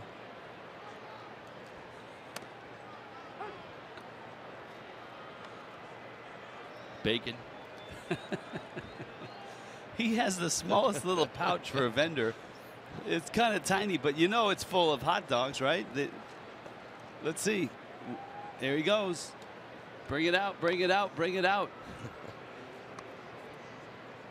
They're kind of wadded up to fit in there, but I'm sure they're delicious. They sure are. Where does he keep the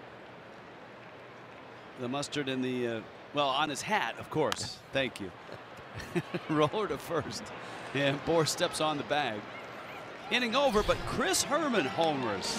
We're headed to our Fox Sports studio after this timeout.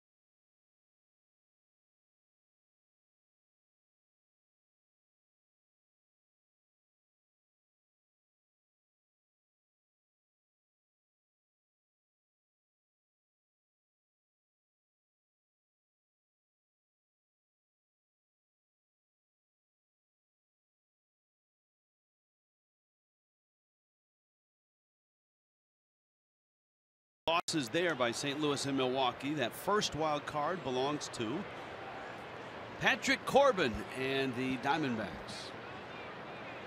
Marcell Ozuna, JT Realmuto, Justin Bohr in the sixth. Corbin misses with a breaking ball. Ozuna has struck out, walked and scored. He scored on the Brian Anderson double. And that's the difference in the game right now. Hard to short, Marte to first.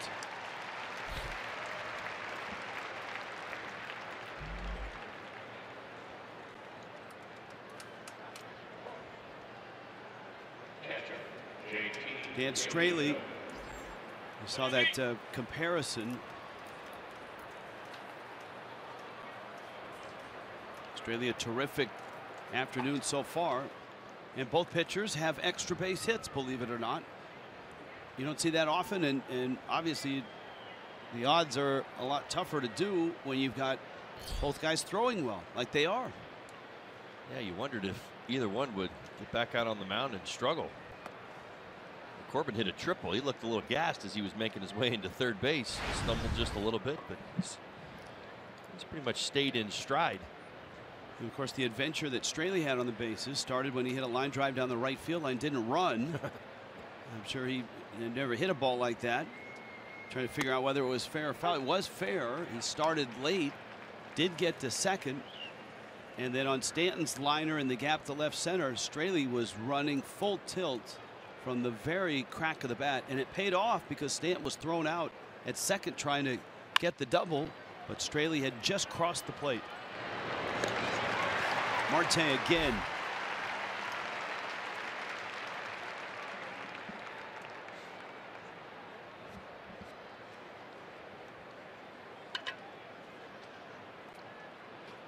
Here comes Justin Bour.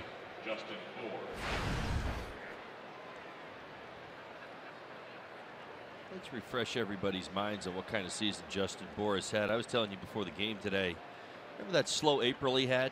Things weren't going his way. Struggled just a little bit.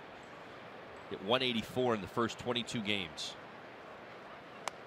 So since April 30th, profile Justin Bour with other league leaders at first base. 331 batting average, 16 doubles, 22 homers, 69 RBIs. That's like Paul Goldschmidt type of production. The challenge for Bour is to stay on the field and try to get, you know, 140, 145 game season in there and see where the numbers end up. 0-2. Well, it looked like a really good pitch. And it was a great pitch. Had the plate and it was at the knees. Watch Corbin's reaction. It's too good a slider. It's too good. Missed it. Bour hooks that one foul.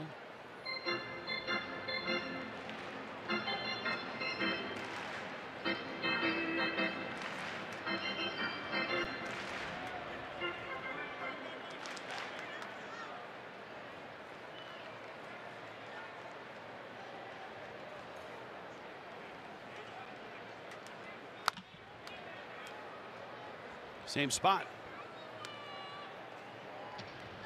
That's oh.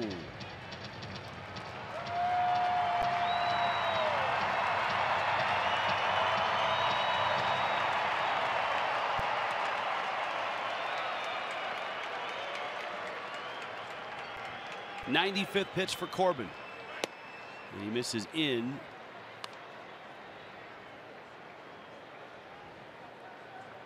Two balls, two strikes.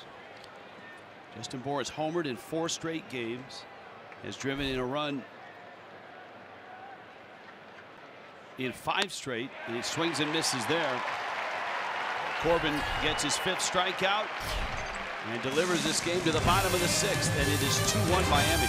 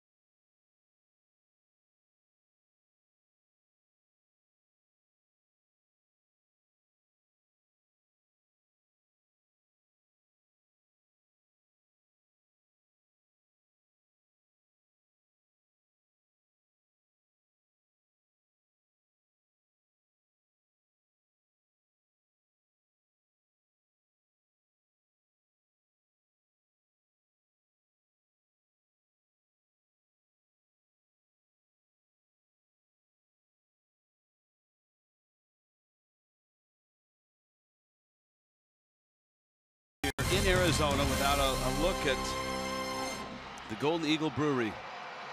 Tombstone, Arizona. Doc Holliday coming at you.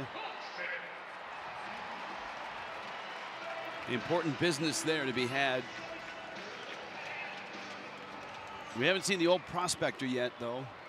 It's usually a staple of our coverage. And a 2-1 lead for Miami. Bottom 6. Dan Straley, in his 5 innings of work, has given up a run on 3 hits.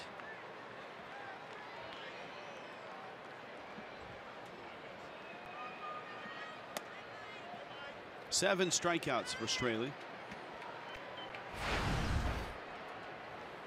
He's walked 2. And 2 of his 7 strikeouts against this guy, of all people, Paul Goldschmidt. And he's crossed Goldschmidt up twice with fastballs elevated. The count 2-1.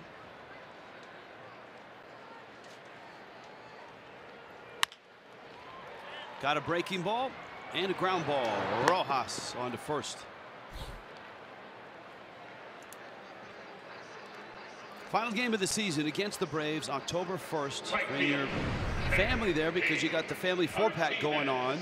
Starts at $84. 4 tickets, 4 Nathan's all beef hot dogs, 4 Pepsi soft drinks, or Aquafina waters. Purchase tickets, marlins.com/Aquafina.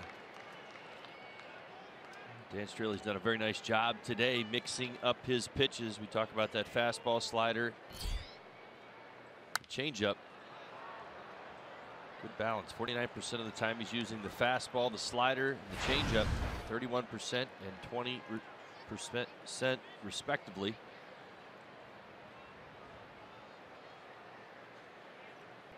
few more changeups here over the last couple of innings. Like that one that catches Jeff Kellogg. Coming up in the middle of the 7th inning, it's our version of the 7th inning stretch, led by Craig Minervini and Preston Wilson. It's the Jeep Compass Game Break. And it's live in our Fox Sports studios.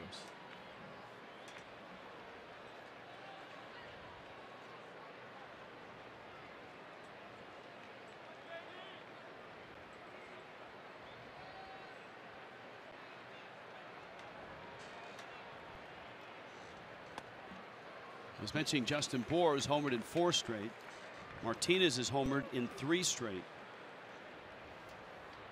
And has only hit 14 homers in September. Did you drop an only in there? I did. He's cooling off.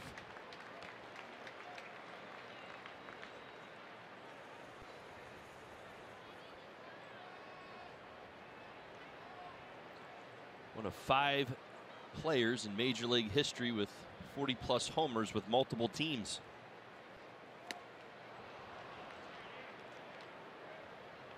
So 40 homers, 2 teams.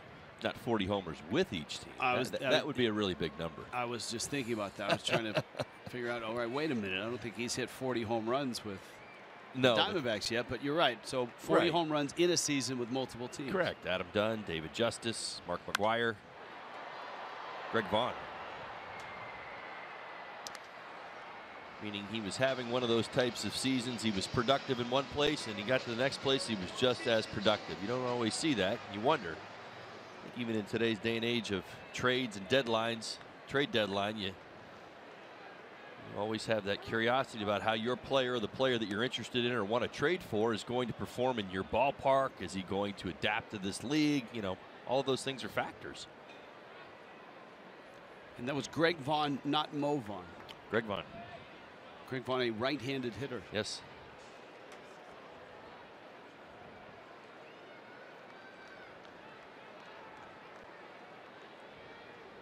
Not Vaughn Hayes. Not Vaughn Hayes. Ricky Vaughn. Certainly not Ricky Vaughn. Swing and a miss. How about that? How about Dan Straley? 8 punch-outs of this very good Diamondback offense. Straley approaching 100 pitches. No patterns today for Dan Straley. That's his pattern. His pattern is there's no patterns. We've talked about it throughout the weekend here. And talked curveballs, we've talked changeups and laying off of sliders. But for Dan, you know, you're thinking slider right now, you're getting a changeup. If you're thinking changeup, you're getting a fastball. He's been on his game.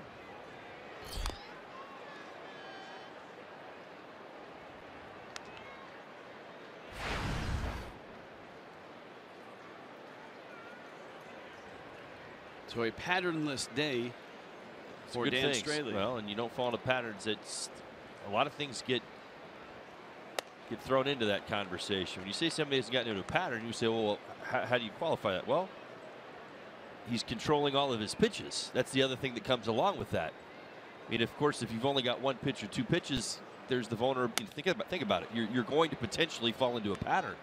So basically, it almost opens it up to where you've got to have 3 pitches working for yourself that day to avoid even that. He's got it going on. Did throw a changeup in the first inning, but really started to throw it when he got to the 3rd and 4th. That's kind of how Dan has behaved this year. At times you'll see the great changeup, and we've raved about it at different times this year, or we've raved about the slider. But there have been a whole lot of times where we've talked about both secondary pitches being really good in one start.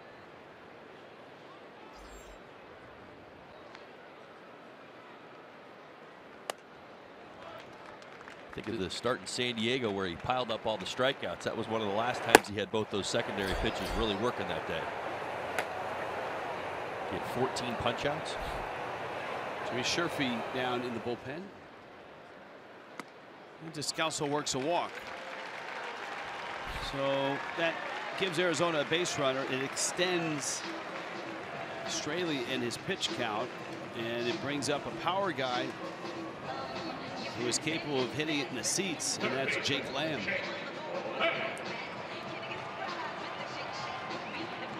And the not only Marlins pitching coach Juan Nieves, but also Mike Kozak, one of the trainers, out to talk to Straley.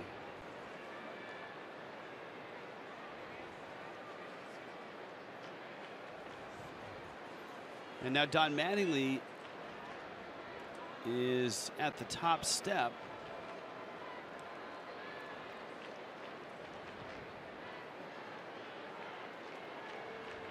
Plate umpire Jeff Kellogg is out there just to make sure that's not a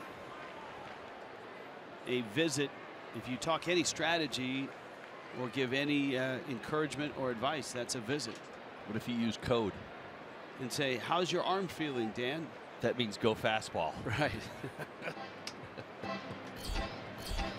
This day and age of your covert operations, I'm telling you, boy, everybody's taking pictures of everybody. Mixed signs. Well, whatever it was, Straley convinced Kozak and Nieves that he's okay. Descalso chased back. Lamb was bounced out and struck out. Well, if you've noticed, Lamb has obviously kind of fallen down in the lineup just a little bit. All-star for the first time this year. Had a great first half. And he swings at that. 922 OPS. First half of the season. He's only hitting 200 in the second half with a 706 OPS.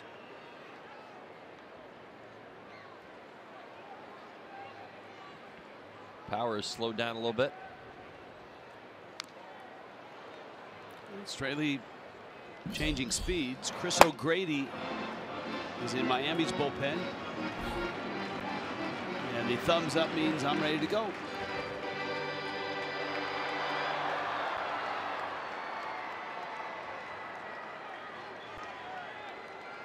Straley trying to push through this.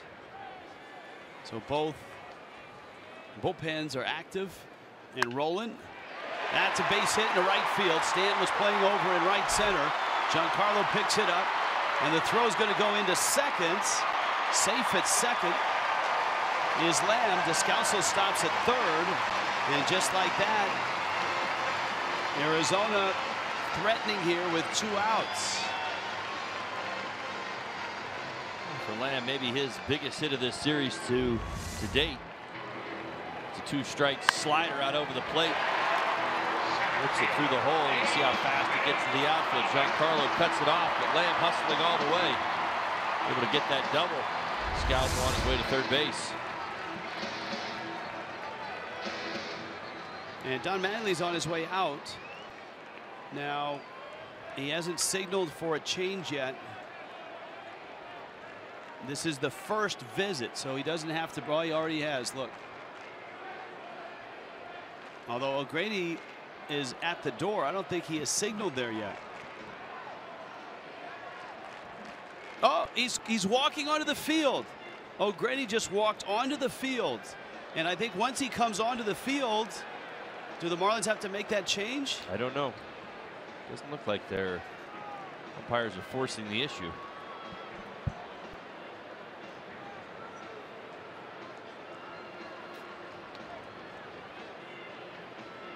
Boy, a lack of communication there. We watched Mattingly from the time he hit the top step of the dugout, and there was no motion to the dugout. O'Grady came trotting in. And he escapes back into the bullpen. Well, 107 pitches, maybe some anticipation there coming out of the bullpen. Don Mattingly probably informed Dan Straley that this was his last hitter, talked him into going for it. So give me all you got right here. And Pollock is lined out and struck out.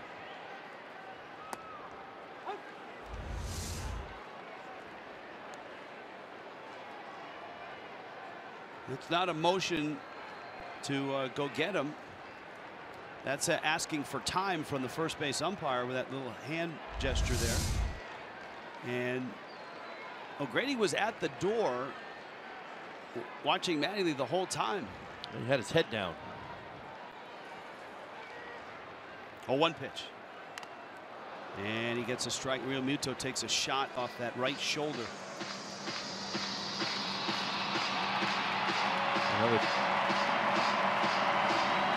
Justin McGowan has joined O'Grady.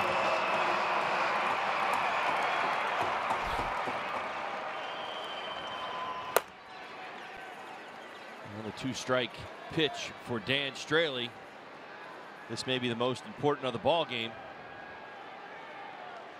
See if he can put Pollock away. He's elevated a few times today with the fastball. See what he chooses to do. Breaking ball, he went, and a big strikeout. The last man he'll face on the day, one of his best pitches. Sharp slider. Pollock offers. Straley on his way to the dugout, and Miami holds that 2-1 lead.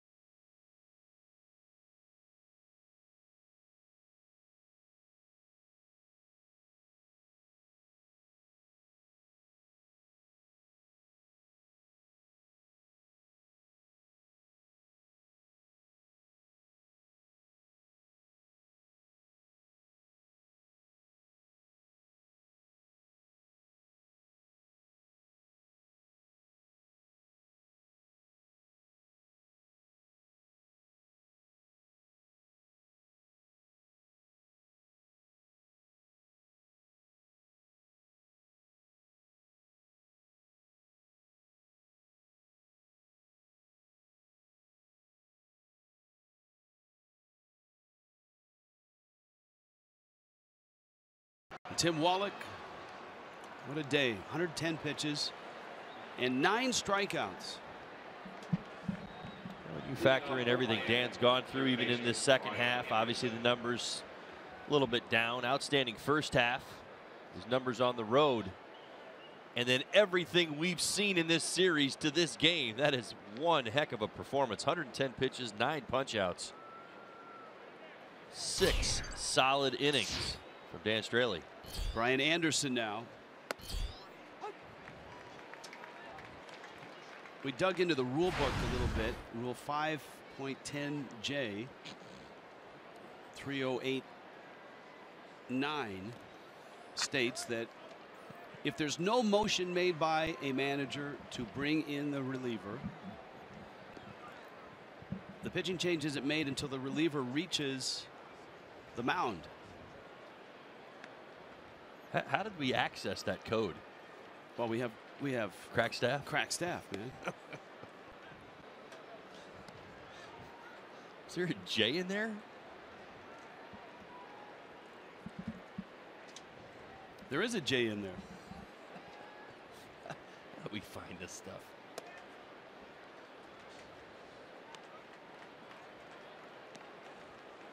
Yeah, look, we have crack staff in a variety of places, including the desert. Surprisingly. That's a called strike. Anderson thought he had a walk, and it was a strike. It's a good call there by Jeff Kellogg.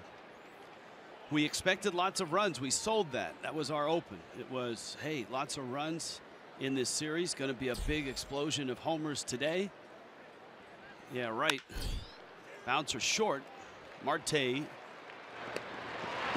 throws out Anderson, whose RBI double right now is standing up in this 2-1 ball game. Well, sometimes baseball happens. Listen, you got 2 veterans in Corbin and Straley. They both came out today. Listen, they watched what's gone on over the last 48 hours, right? You probably put together your best package. So, well, I'm going to keep the ball down. I'm going to throw breaking pitches, and I'm going to keep myself out of trouble today.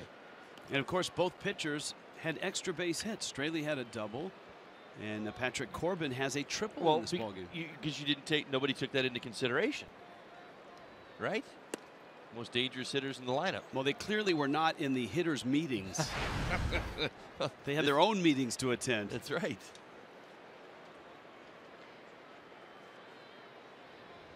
Corbin pitching here in the 7th. Rojas up.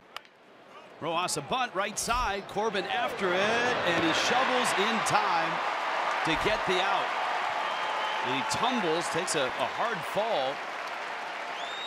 And he looks like he's all right. That's an outstanding play. Rojas, a very good bunt. And you see the athleticism of this lefty. Kind of fields it with both hands to his side, and watch the quick flip with his bare hand. Holy cow, that's well done. Good bunt by Rojas. Take into consideration the athleticism. Well, he showed great speed when he legged out the triple.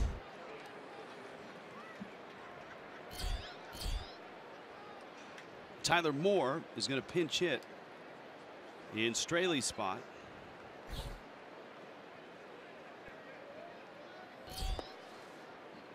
You got D. Gordon on deck.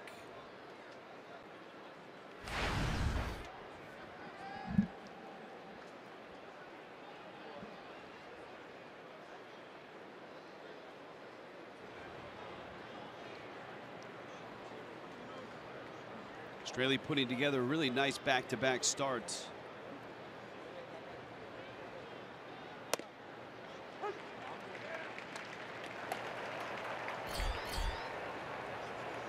Sherfy, and now the lefty Chafin is up. Andrew Chafin.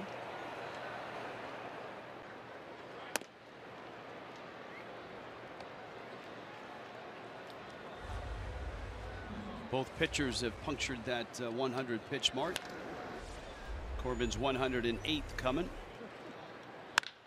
And Moore lines one into left field. A base hit just over Marte. Another pinch hit for Tyler Moore in this series. Good swing right there. Gets a little fastball up, slightly in, and rips it into left. Florida Lottery in-game jackpot as a pinch hitter. Marlins pinch hitters at 262. St. Louis, the pace setters, at 311. And that's it for Patrick Corbin. Florida Lottery called to the bullpen. In a 2-1 Marlins lead with 2 outs here in the top of the 7th.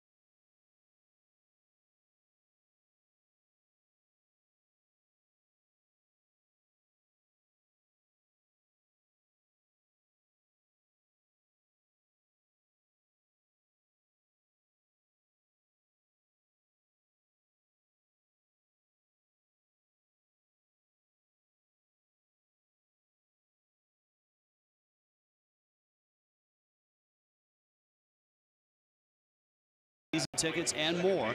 Must be 18 or older to play. Play responsibly. Andrew Chafin. Appearing in game number 69. It's a career high. And my guess is he's a loogie here, which is You are right. lefty only one guy is Stanton on deck. And with Sherfy, the right-hander, already heated up in the bullpen. Well, that's the joy of September. Loogies and Roogies too, right? Yes. Only one guy. That's right. It's up and down the lineup. You can use the young guys, the AAA guys. Gordon, little dribbler. Herman has it and throws him out.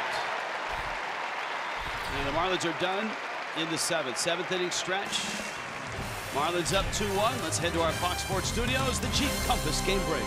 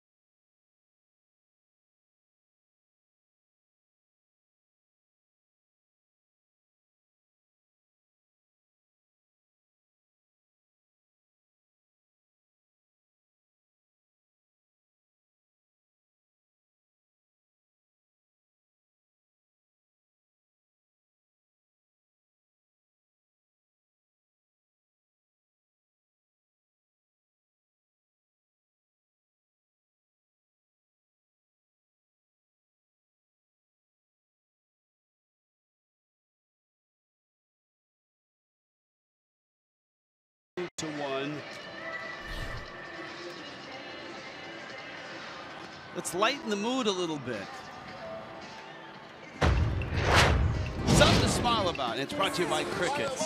Last time Arizona was in Miami, Edinson Volquez, remember, he turns his ankle on this, the first out of the game. Doesn't think he can stay in. Figures he'll give it a try. The pain was intense in the 4th or the 5th inning, and then he decided, you know what? I haven't given up a hit. I need to stay in the game. 10 strikeouts over 9 innings. And how good did that changeup come? It almost like a progression got better as the game went on. Anibal Sanchez no-hitter was also at the Diamondbacks' expense. It was an Eric Burns ground ball to Hanley Ramirez, in which Hanley took his time, and if it were the age of replay, it may have taken too much time because it was close in that last out. So Chris O'Grady got a second chance at a grand entrance, and he made it successfully this time. Came charging through the door and arrives on the scene to try to keep the Diamondbacks quiet here. He's got Chris Herman, pitcher spot, and then David Peralta. O'Grady finally getting to the big leagues here with the Fish, and had some success as a starter. Injured himself, pulled an oblique. And Don Mattingly has said, and this is a great example of it, he wants to use him in that lefty specialist role just to see how he reacts and how the hitters react. And he's scheduled to get 2 lefties here in Herman and Peralta. Well, most importantly, O'Grady got himself back healthy again and on the mound, even here late in the year. Can't overstate how important that is, not only for a player but for a pitcher, especially a young pitcher who's trying to make an impression on his manager, on a coaching staff. Yelich comes charging in after this one, and he's got it. So Herman is out. That's the first out of the 7th.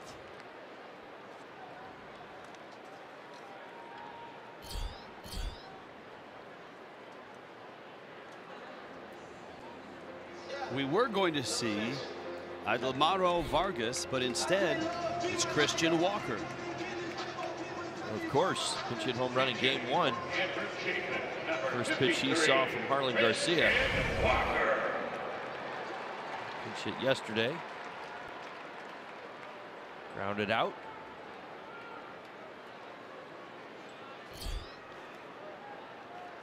Long home run to center field, that pinch hit in game 1 on Friday. Walker stuck his nose above water with Baltimore in 14 and in 15 for a total of 13 games. And he had a major league homer back in 2014 before that pinch hit job. Hits it off the end of the bat. Bohr flips to his former college teammate. And the George Mason duo, nicely done, get the out at first.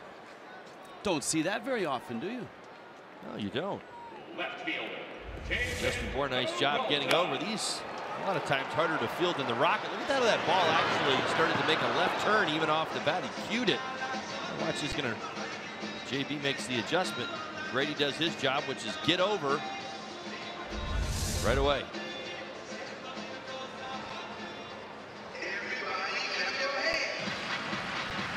So far, so good for O'Grady, who really wanted to pitch today. Yeah, he was. You could see his exuberance. He's feeling it. That ground ball is going to find center field.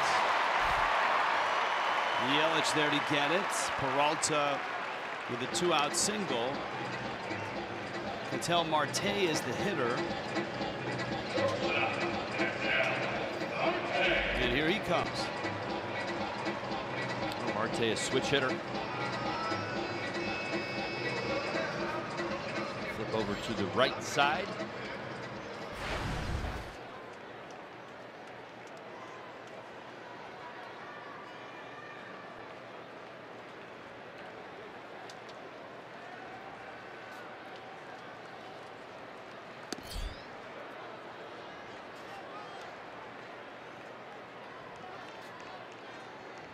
Marte a couple hits in the series.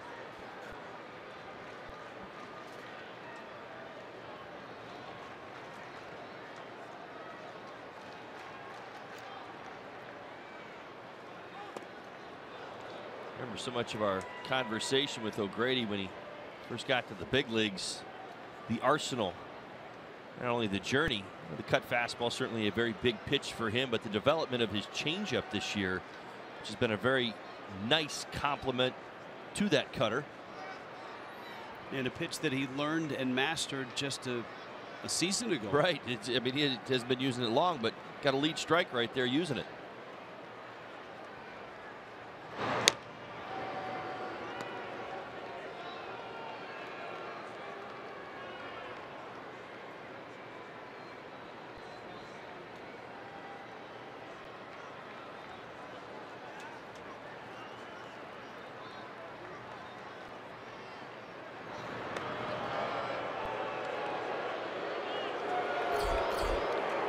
Archie Bradley joins Sherfy.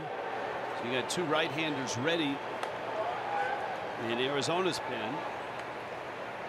O'Grady trying to get this game to the 8th.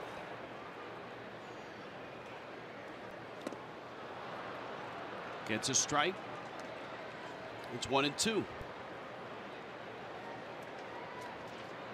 Well, yesterday it was a short start from Dylan Peters.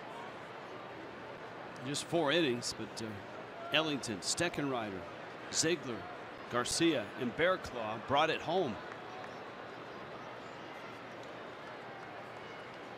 That just missed. It was in.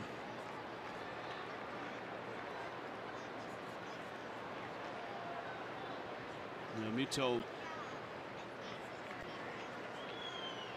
down with the sign, the 2-2.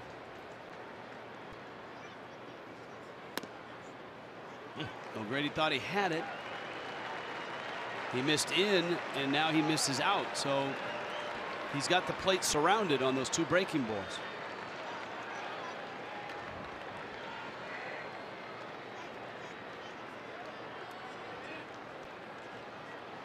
Runner on the move, and O'Grady checks him.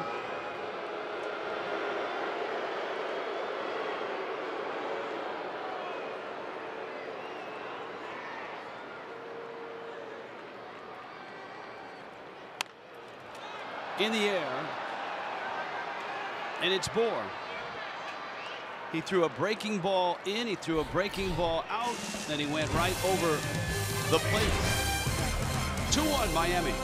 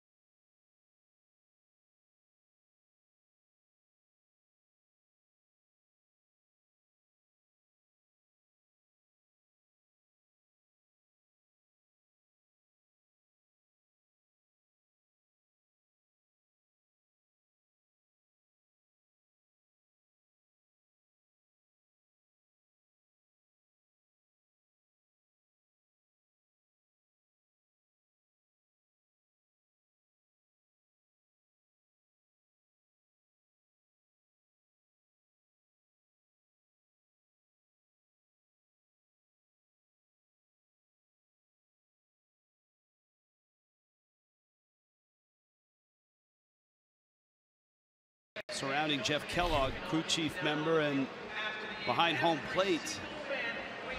Watch the follow through the swing from Marte. It caught him twice, the barrel on the left side and then the knob of the bat on the right side. Now watch how jarring this blow is to Jeff Kellogg's face. It gets underneath the face mask and you see him trying to get out of the way.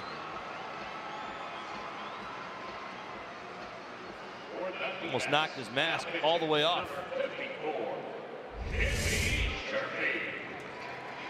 Jimmy Sherfy's going to come in. Kellogg got some medical attention while we were away, but says he's okay to go. And Sherfy enters here in the 8th. Giancarlo Stanton will lead it off. Then you got a Christian Yelich and Marcell Ozuna at bat scheduled. Miami's got a 2-1 lead, a tight one here in a series which had been all about the long ball and big innings. A 13-11 first game score. Arizona won that. Miami scored 12 more runs last night and won 12-6. But just 2-1 here, and here is Stanton. Well, that's why you bring Sherfy into the ballgame. He's not allowed to run in his first 10 outings. It's the 5th longest scoreless streak by a D-backs reliever to start his major league career. He was the closer in AAA in Reno. And 20 saves. Was an all-star in the Pacific Coast League. Breaking ball for a strike, which used to be only on the Pacific Coast, but now the Pacific Coast League stretches all over the country.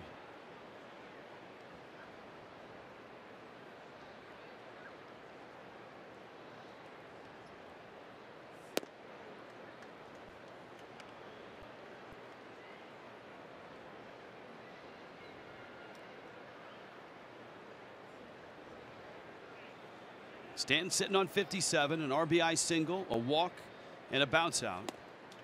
And Sherfy misses low.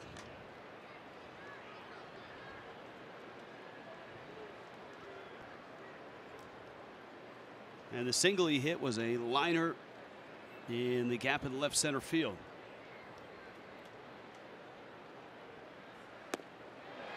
And he can't hold up.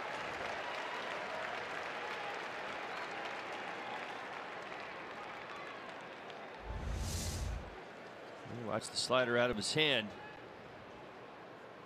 Stanton pretty much committed to that swing and that pitch where it was thrown. Stanton does not swing. Full count, 3-2. The RBI gives Stanton 126.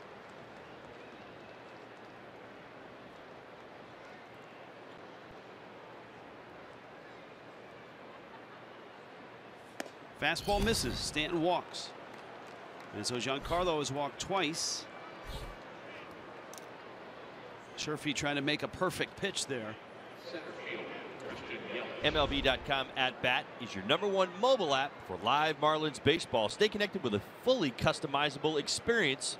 You get club-based home screen icons and app features, as well as game day video highlights, radio broadcasts, StatCast, news, and more. Download MLB.com at bat today. Now we're going to stop the game. Jeff Kellogg is headed to the locker room, which means I believe it's the first base umpire, James Hoy, who's got to go in and put the gear on and call the rest of this game, and they'll work the rest of the game with a 3-man crew.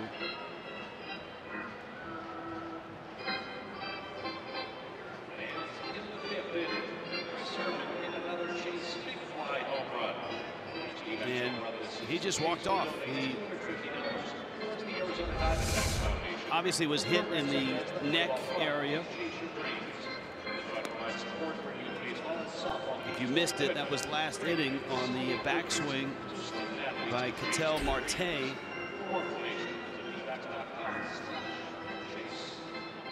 And it looked like there was a motion from the second base umpire that said, hey, look, you need to go get some attention. And I don't think any dugout Who's going to disagree with that?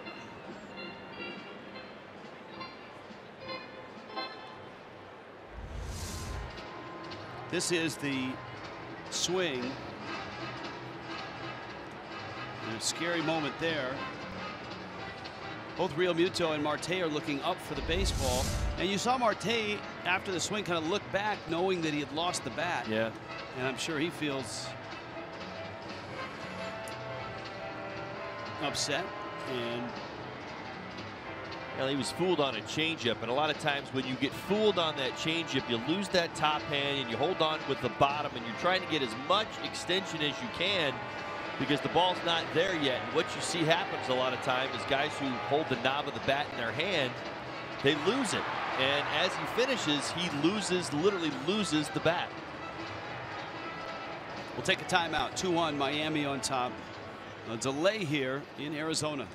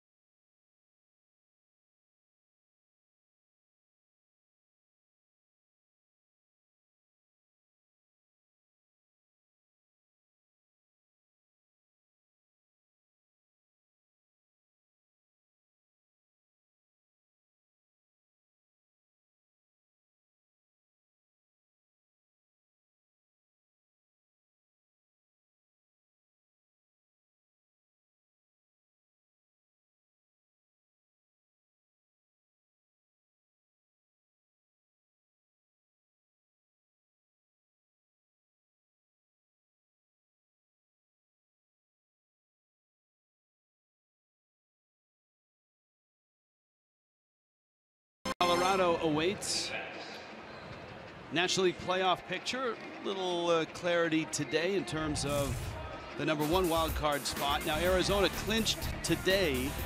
That's because Milwaukee and St. Louis lost their ball games. The Rockies tangling with the Padres, and that's a 5-2 Rockies lead in the 6th in San Diego. Washington, Los Angeles are in. And there's distance now between the Cubs and the Brewers, and the Cubs are on the verge of clinching here in the next few days if they can win a couple games, or if Milwaukee or St. Louis loses. But the Diamondbacks' first postseason since 2011, 6th time they've been to the postseason. They won it all, of course, in 2001. We are waiting for James Hoy, the first base umpire, to get the catcher's gear on right, or the umpiring gear on.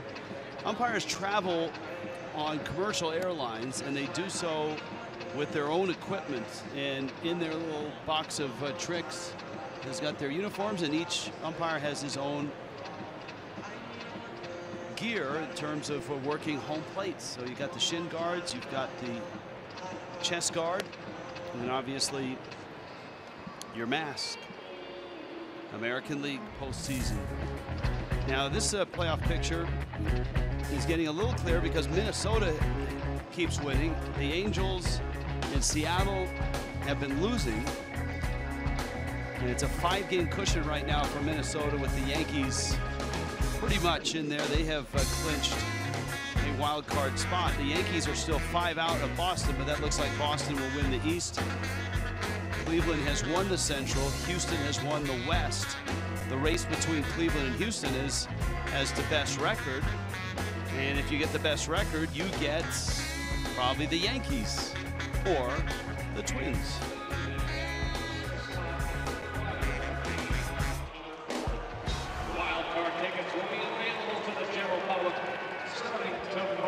scores today here in Arizona. And it looks like, too, the Diamondbacks are going to host that wild card game, though they still need a day or two to wrap that up in the standings as well. Another timeout here. Still waiting on that umpire change.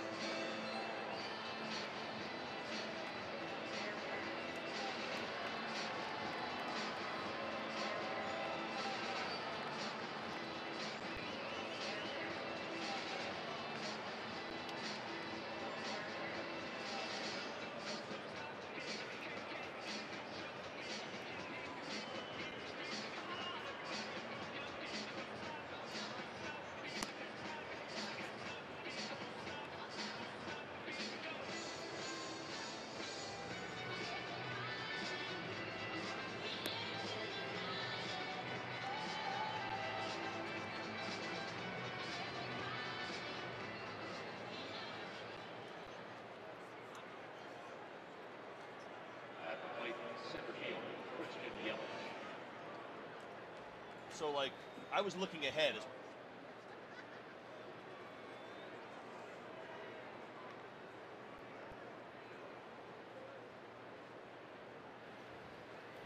2-1, Marlins on top, and James Hoy is behind home plate now.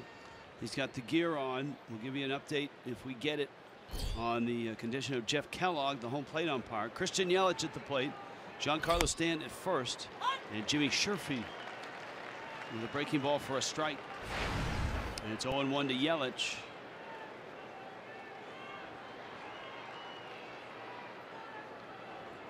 Yelich in 0 for 3, couple strikeouts. That was against Patrick Corbin. Yelich sends that to center field. Pollock back, and there, and he makes the catch. Thankfully, these situations where a home plate umpire has to leave the field of play doesn't happen all that often. But years ago, this was a bigger deal when each home plate each umpire had somewhat of his own strike zone. So as a hitter, you'd get into these situations, you'd have a little bit of a different strike zone to deal with later in a ball game. This is a one-run game, but now that we have the unified strike zone, it's not nearly as big a factor. It's like the unified belt in boxing. Kind of, yeah. Most of these hitters trust that everything is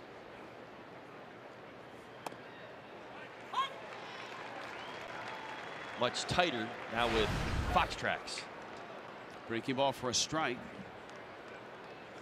Marcell Ozuna is 0 for 2. There's not a lot of damage in the 3, 4, 5 spot, even the 6 spot with Justin Bour for Miami at all, which is in complete contrast to the last 2 nights where all the damage seemingly for both teams was concentrated in the middle of their orders. Yeah, well, both starters today certainly very, very cautious.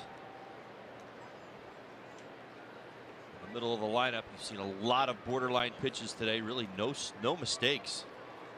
Dan Straley did a nice job finding the upper lane against Paul Goldschmidt. Top of that zone, Marcell Ozuna seen a steady diet of sliders all day long. See that smile from Marcell. That's what it's all about. He's been looking at nothing but sliders all series.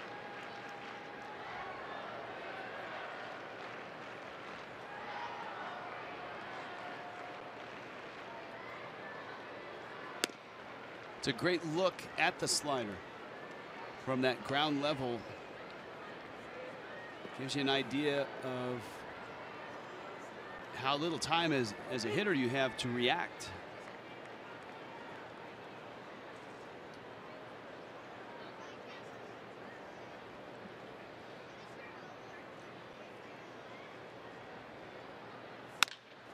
Ozuna rolls it out to short. Marte flips. Descalso turns.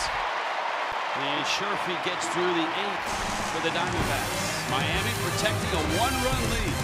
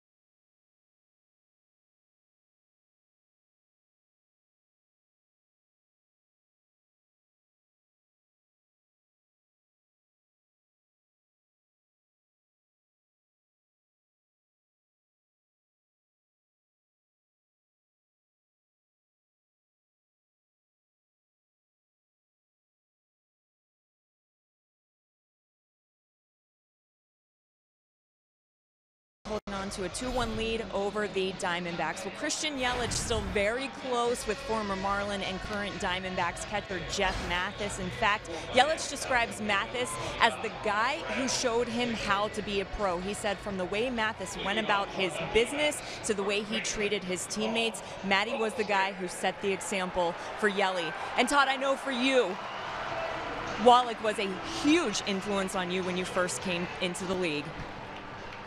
Well, Tim Wallach certainly was that for me. In fact, that's what Tommy Lasorda did. He said, go follow right along with what Tim Wallach tells you to do. You don't speak unless he gives you permission.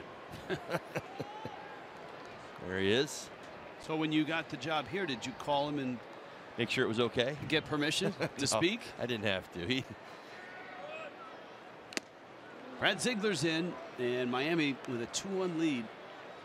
Ziegler gets the heart of the order for the Diamondbacks. This is not easy. This is Goldschmidt, JD Martinez. Descalso is scheduled as the third hitter. Ziegler threw in yesterday's ball game. He's been battling a lower back issue all season long. Those are his career numbers here. 28 saves in Chase Field. That liner is over the head of Rojas. And under the glove of Ozuna. Yelich has to get it. And a big mistake in left field cost the Marlins a base. Goldschmidt, a single, and I would expect an error. A line shot off the bat. See it just over Rojas's glove. Marcel got a good jump and realized he's on this runway. He's got to get over it. And in fact, it looks like he overran the baseball.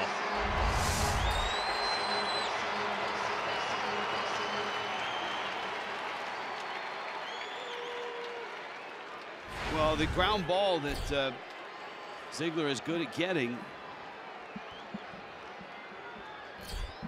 now would not turn into a double play opportunity. Martinez, and Ziegler throws and misses in. Martinez has struck out twice and has singled. You see the September that he's having. 14 home runs in September.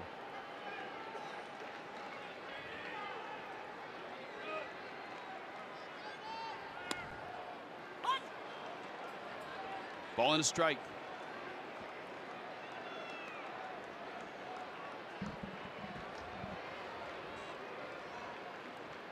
Dan Straley did a fantastic job staying at the bottom of the zone against JD Martinez.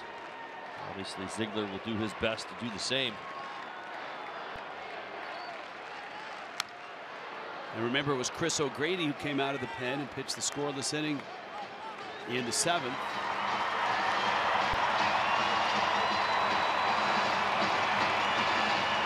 Martinez has faced him 4 times and is 1 for 4 against Brad Ziegler.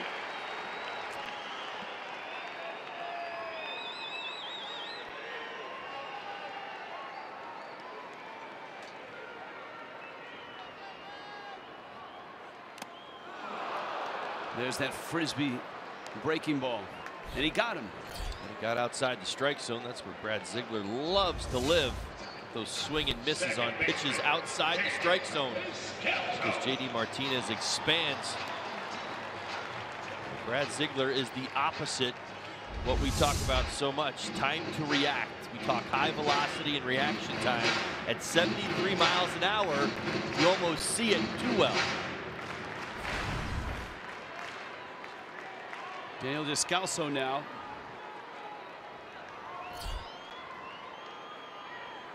An 0 for 2 with a walk. Got another lefty bat in Lamb on deck. That's called strike. And a break for Ziegler. Descalso and James Hoyt. Over his last 18, he has cooled off.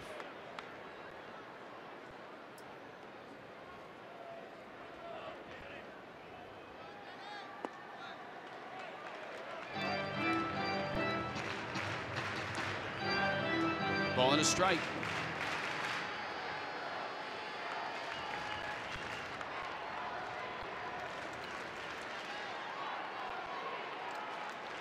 It's been a series filled with big innings, high score totals until this one. And that one's out.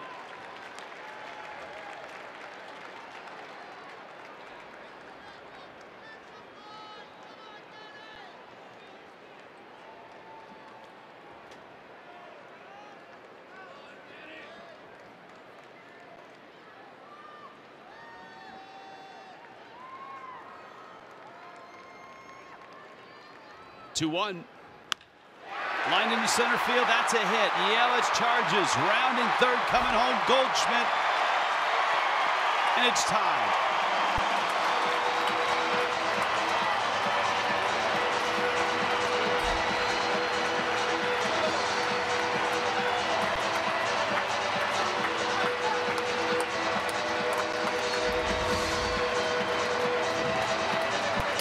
Descalso goes down to the same spot where he saw a strike. And also a couple of balls. Descalso looking in the same spot. 3 or 4 pitches in a row. Able to snap that 0 for 18 with a base hit to center field. Yeah, the error by Ozuna is enormous. This game is tied.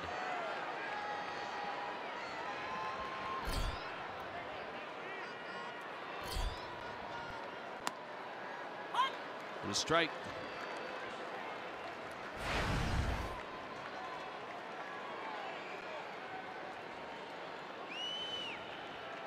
Dave McKay whispering something to Descalso. 2-2 here now.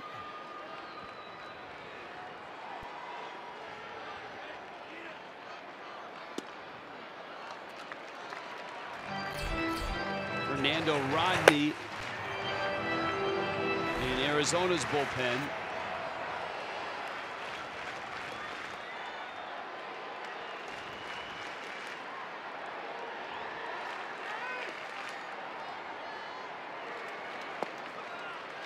And Ziegler right now trying to dial it in.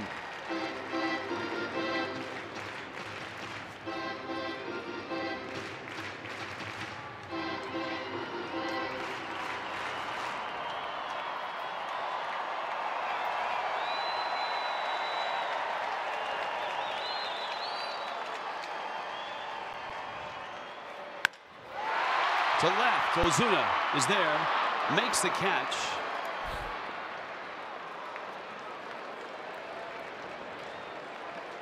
Descalso back to first, 2 down. A big second out here in the 8th.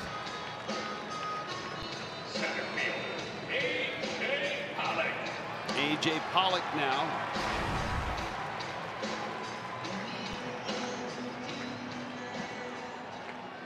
Pollock is 0 for 3.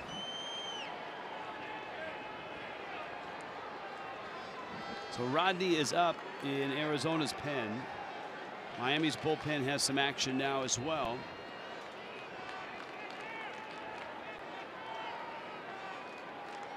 Descalso not a base stealer, just 2 stolen bases.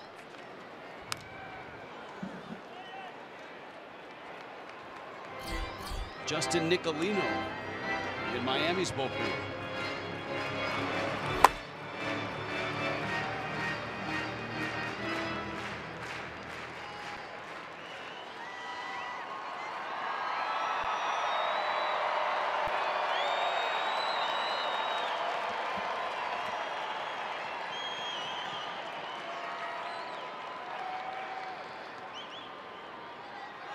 Runner goes.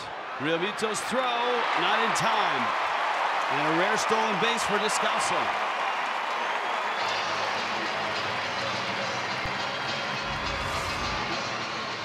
Yeah, he got a pretty good jump. Descalso did off. Good 3 or 4 steps before the ball out of the hand. Short hop throw into second. Descalso stole that on Ziegler. In scoring position, but the count's 0-2 on A.J. Pollock.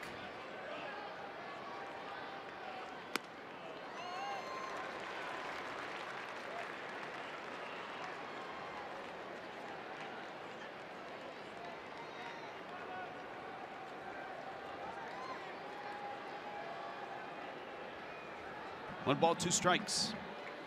Goldschmidt single. Ball went under the glove of Ozuna. Got to second. Ziegler struck out JD Martinez, but Daniel Descalso has tied it at 2. Slow tapper up the middle. Rojas got to hurry. Just got him. I mean, just got him.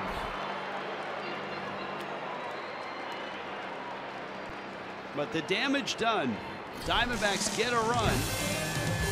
And now it's 2-2.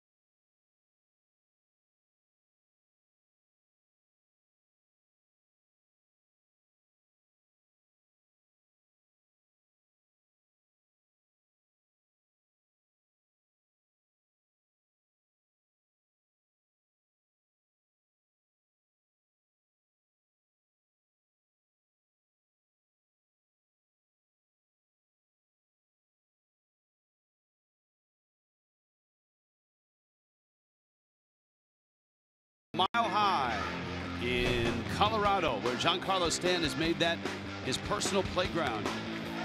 The Rockies and the Marlins, big games for the Rockies as they're trying to dive into that second wild card spot.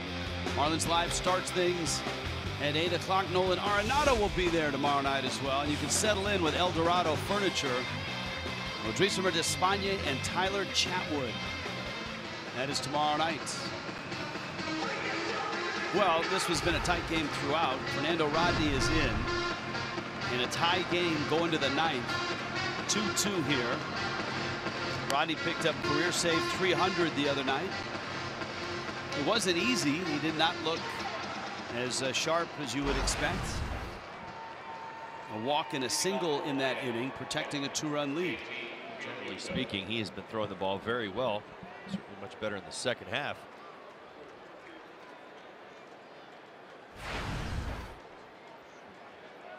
You see Herman checking the scouting report on his wristband there behind home plate. And Real Muto stands in.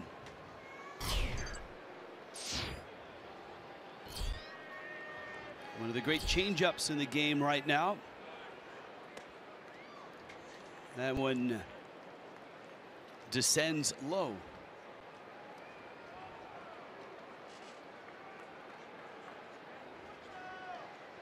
You got Justin Bour, you got Brian Anderson to follow. That would be the fastball.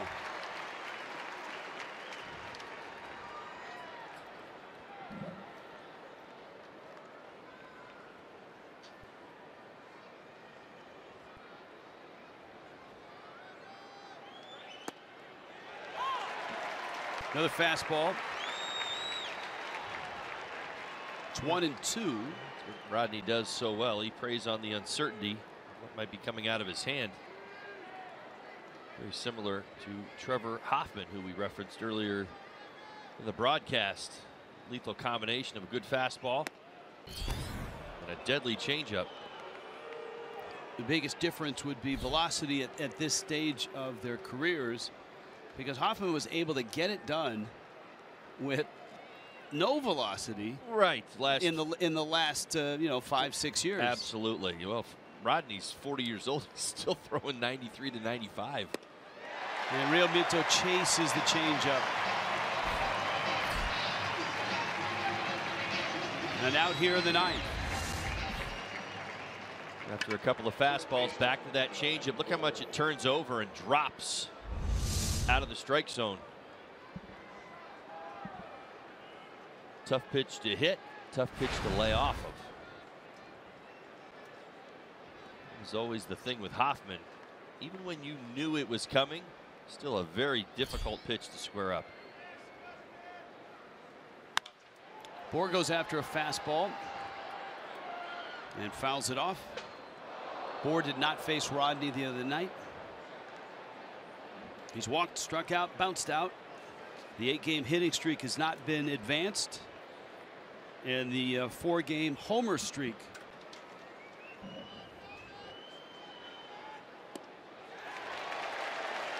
Change up. 0-2.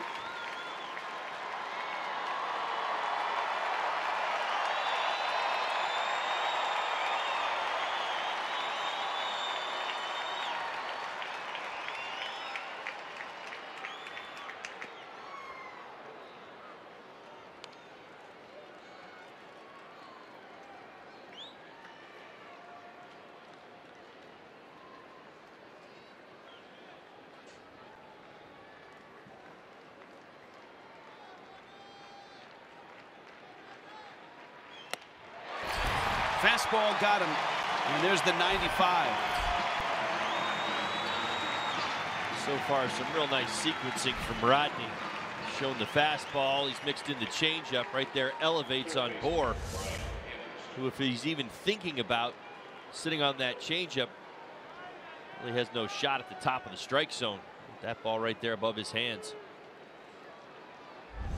Brian Anderson, the rookie, has an RBI double.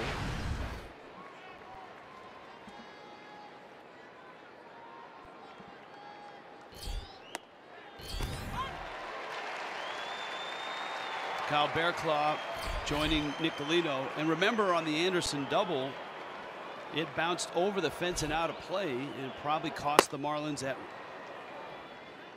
second run, which would have been a 3-2 score at this point.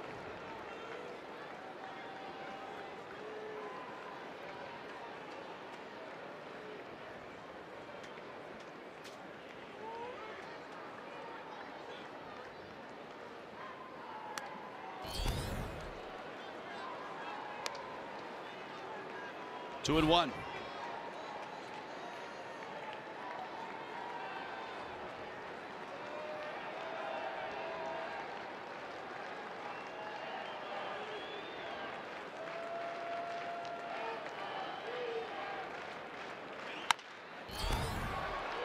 Bouncer to the right side. Descalso to first in time. And Rodney goes 1-2-3 through the ninth.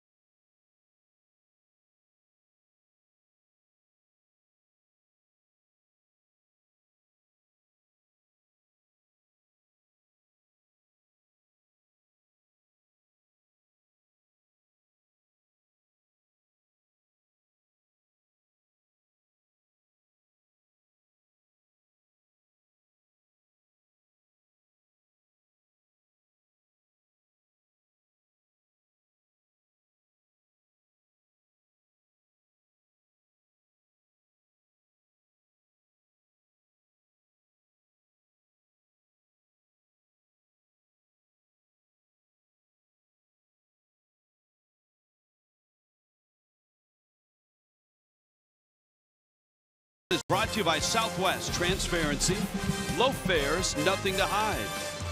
By the all-new Jeep Compass. And by your South Florida Honda dealers. Hurry into the Summerbration sales event today. 2-2, bottom 9 in the desert. Marlins got a 2-0 lead through 4. Diamondbacks single runs in the 5th and the 8th. And Justin Nicolino is going to pitch the 9th and try to send this to extra innings. Nicolino has appeared in this series a couple of days ago. Came in, got an out. Leading off for the D-backs, catcher Chris Herman. Diamondbacks pretty good at coming back and finishing, as are the Marlins. Ahead of the curve. Dodgers the best.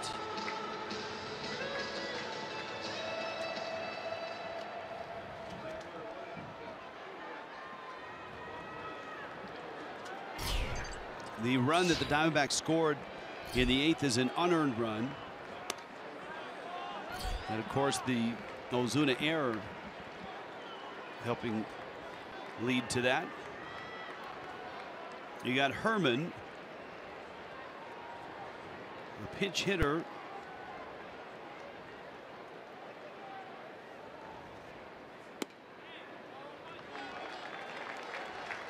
And in the top of the order in Peralta. There's no wiggle room here. You can't really come into the ball game and feel your way around and try to get comfortable out there. You got to hit the ground running. Well, the margin has now shrunk. Diamondbacks only need 1 run. This isn't about managing trouble. This is about keeping zeros on the scoreboard. Anything less than it's game over.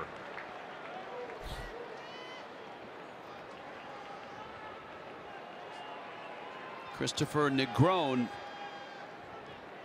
on deck.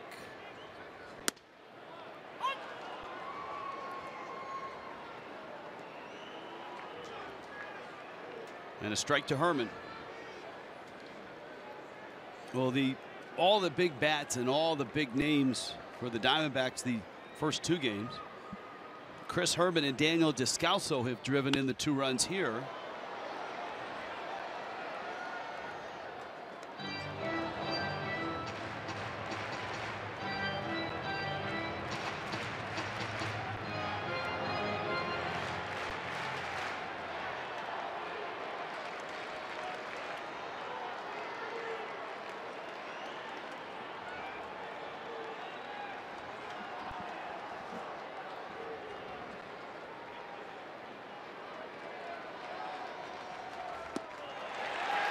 But he walked him.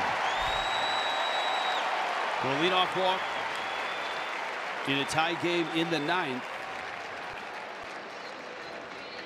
Forced to challenge him with 3 consecutive fastballs. The last one misses out of the zone.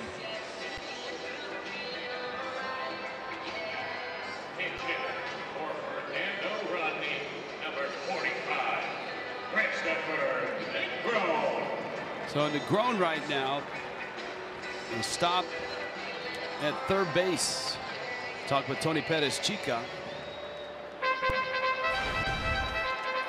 After Negron, you've got Peralta, Marte, Goldschmidt.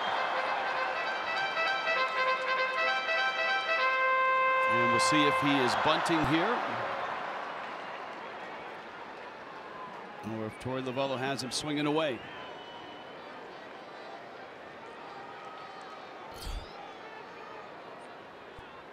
Squares and takes in.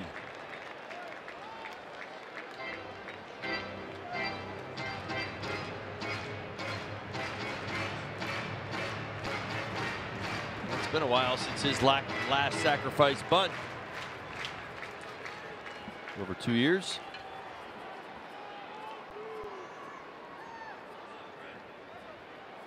You can see some patches of sunlight as the sun peeks through some of the windows way up on the roof line. Not nearly as bad as Milwaukee, but you get some sunshine that peeks its way in here.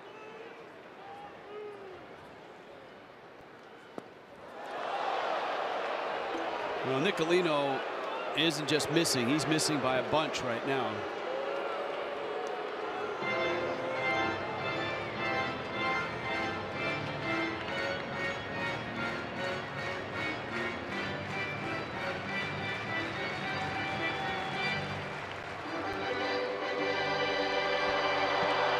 Interesting to see. LeGrand is still bunting here with a 2-0 fastball on its way.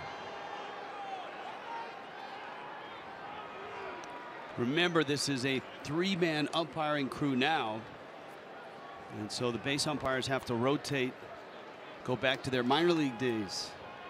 Right. When from AA up, you've got 3 umpires.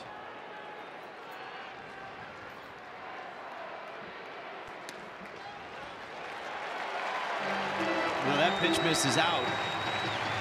He was not bunting. He might not have been swinging either. Well, he may have just been standing there. You're right, and he's probably doing that right here too. May do that for a couple pitches, force Nicolino back into the zone and see if he can get there. And that is the test right now. And Justin throws a strike.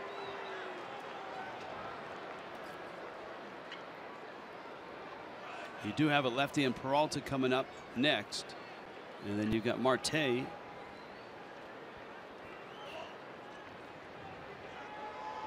Probably don't want to see Goldschmidt get close to the plate. Javi Guerra.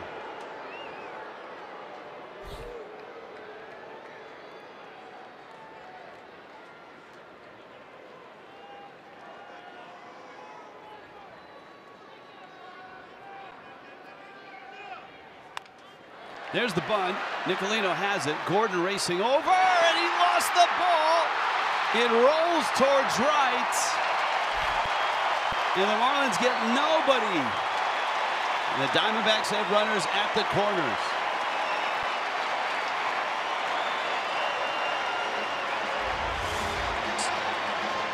See Nicolino fielded. He has to wait for D. Gordon to get there, and then that throw is up the line. Nicolino, he's got to wait, and then he lets it go as D's arriving. D goes to the bare hand and unable to catch it. The Marlins in a world of hurt here. Runners on first and third now, nobody out. Felt like a slow developing play. So a sacrifice and throwing error on Nicolino. Marlins are going to walk Peralta. Pitch to Marte. Don Mattingly's on his way out, and he'll probably go get Javi Guerra. I'm not sure the Marlins were convinced that DeGrom was going to bunt right there on the 3-1 pitch. It almost looked like they held the double play depth just a little bit too long.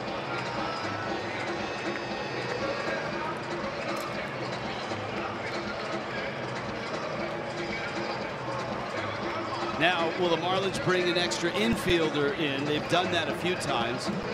Guerra is on the launch pad if needed. Ozuna's coming in to get a smaller glove.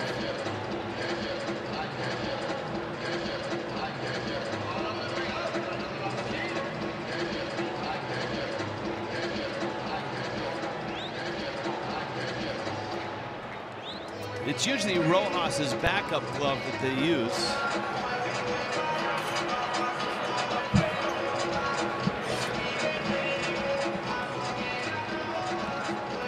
Right now, Ozuna's got his outfielder's glove.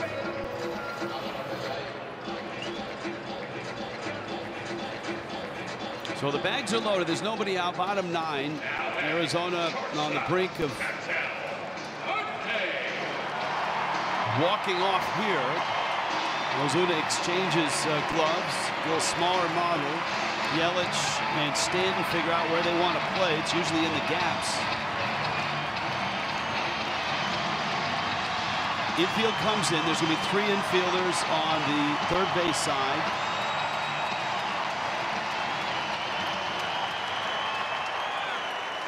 And then 2 on the right side. So all lined up. Marte 0 for 3.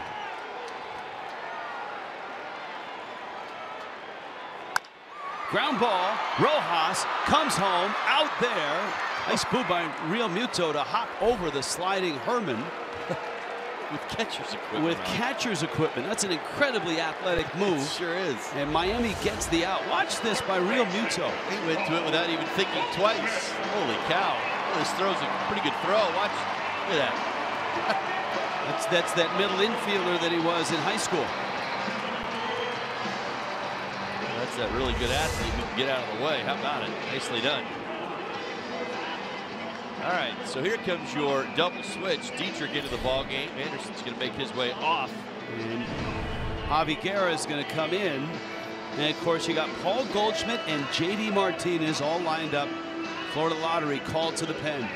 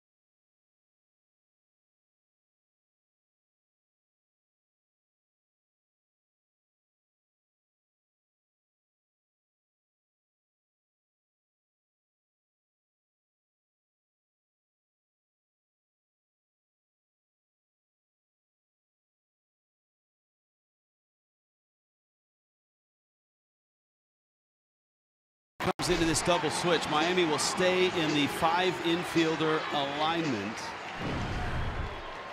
And you got Goldschmidt up right now.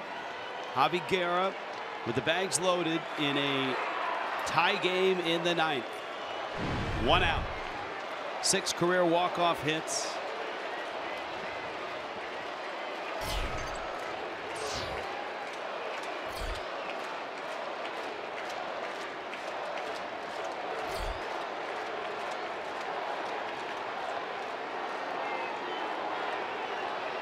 Goldschmidt 1 for 4.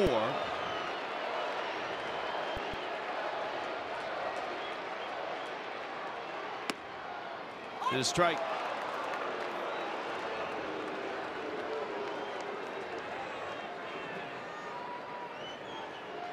The runner at third is Negron. Peralta is at second.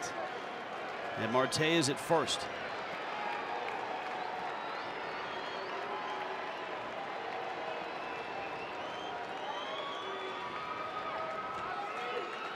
Two of the best hitters in the National League lined up, Goldschmidt and Martinez. And in 0-1, big breaking ball from Guerra. And it's 0-2. Nice pitch.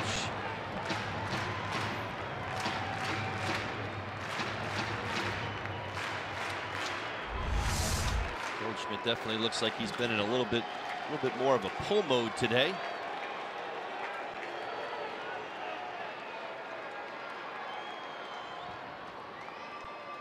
Oh, 2. Real Muto had to smother that.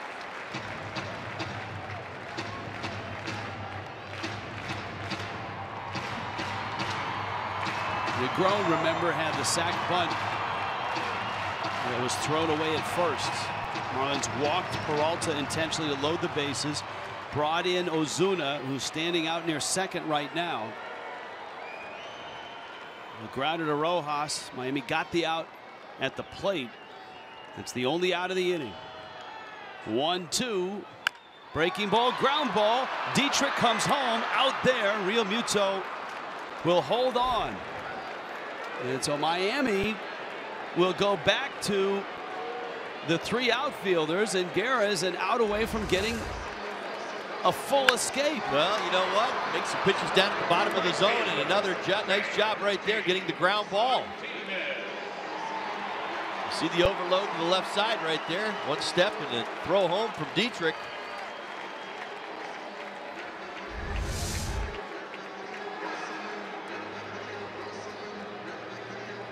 So Marcel gets a bigger glove, heads back out to left field. Still, you're talking about the hottest hitter in baseball now. You went from one of the most feared hitters in the National League to the hottest hitter in the National League. You know, it's interesting, even on the defensive side of this or even on the mound, you probably feel a little bit more pressure in this situation, not just because of JD Martinez, but because, you know, the other 2 situations are, they favor the hitters, so you kind of relax. In this situation, you might actually tighten up a little bit. Guerra's breaking ball misses out. It's like you're so close to the end and you're 1 out or 1 pitch away, and you got to make it. You got to find a way to get it done. Martinez has lit up this series in the first 2 games. Couple homers. Drove in 3. 1 for 4 with 3 strikeouts today. Left field, deep. It's over. And the Diamondbacks win it.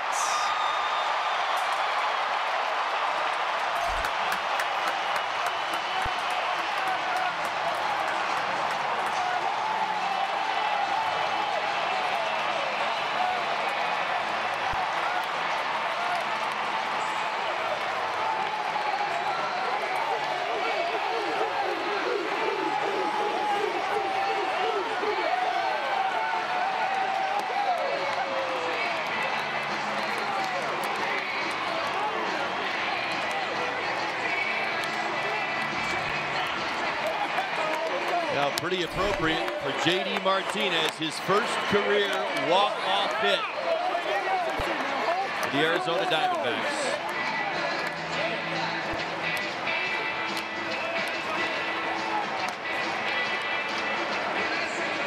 And the celebration is more than just the walk-off.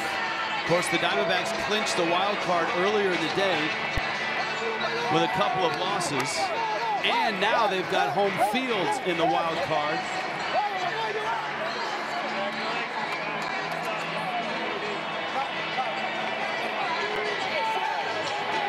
A little on-field celebration beginning as well.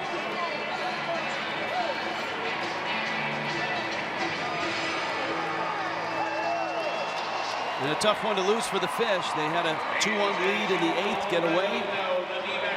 2 errors were key in this. The best fielding team in the National League.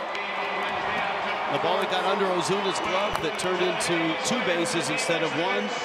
That was the tying run. And then the Marlins misplaying that sacrifice bunt in the 9th. Yeah, more opportunities. Well, we talk about it all the time, whether it's the Marlins or anybody else in the game of baseball. You give a team extra outs, it almost always turns into extra runs. You see that here this afternoon. Well, this Diamondback team has had quite a run this year. Well, that's the scene from Phoenix, where Arizona has defeated Miami. They are headed to the wild card. They will host that game. Greg and Preston will host Marlins Live. That's coming up.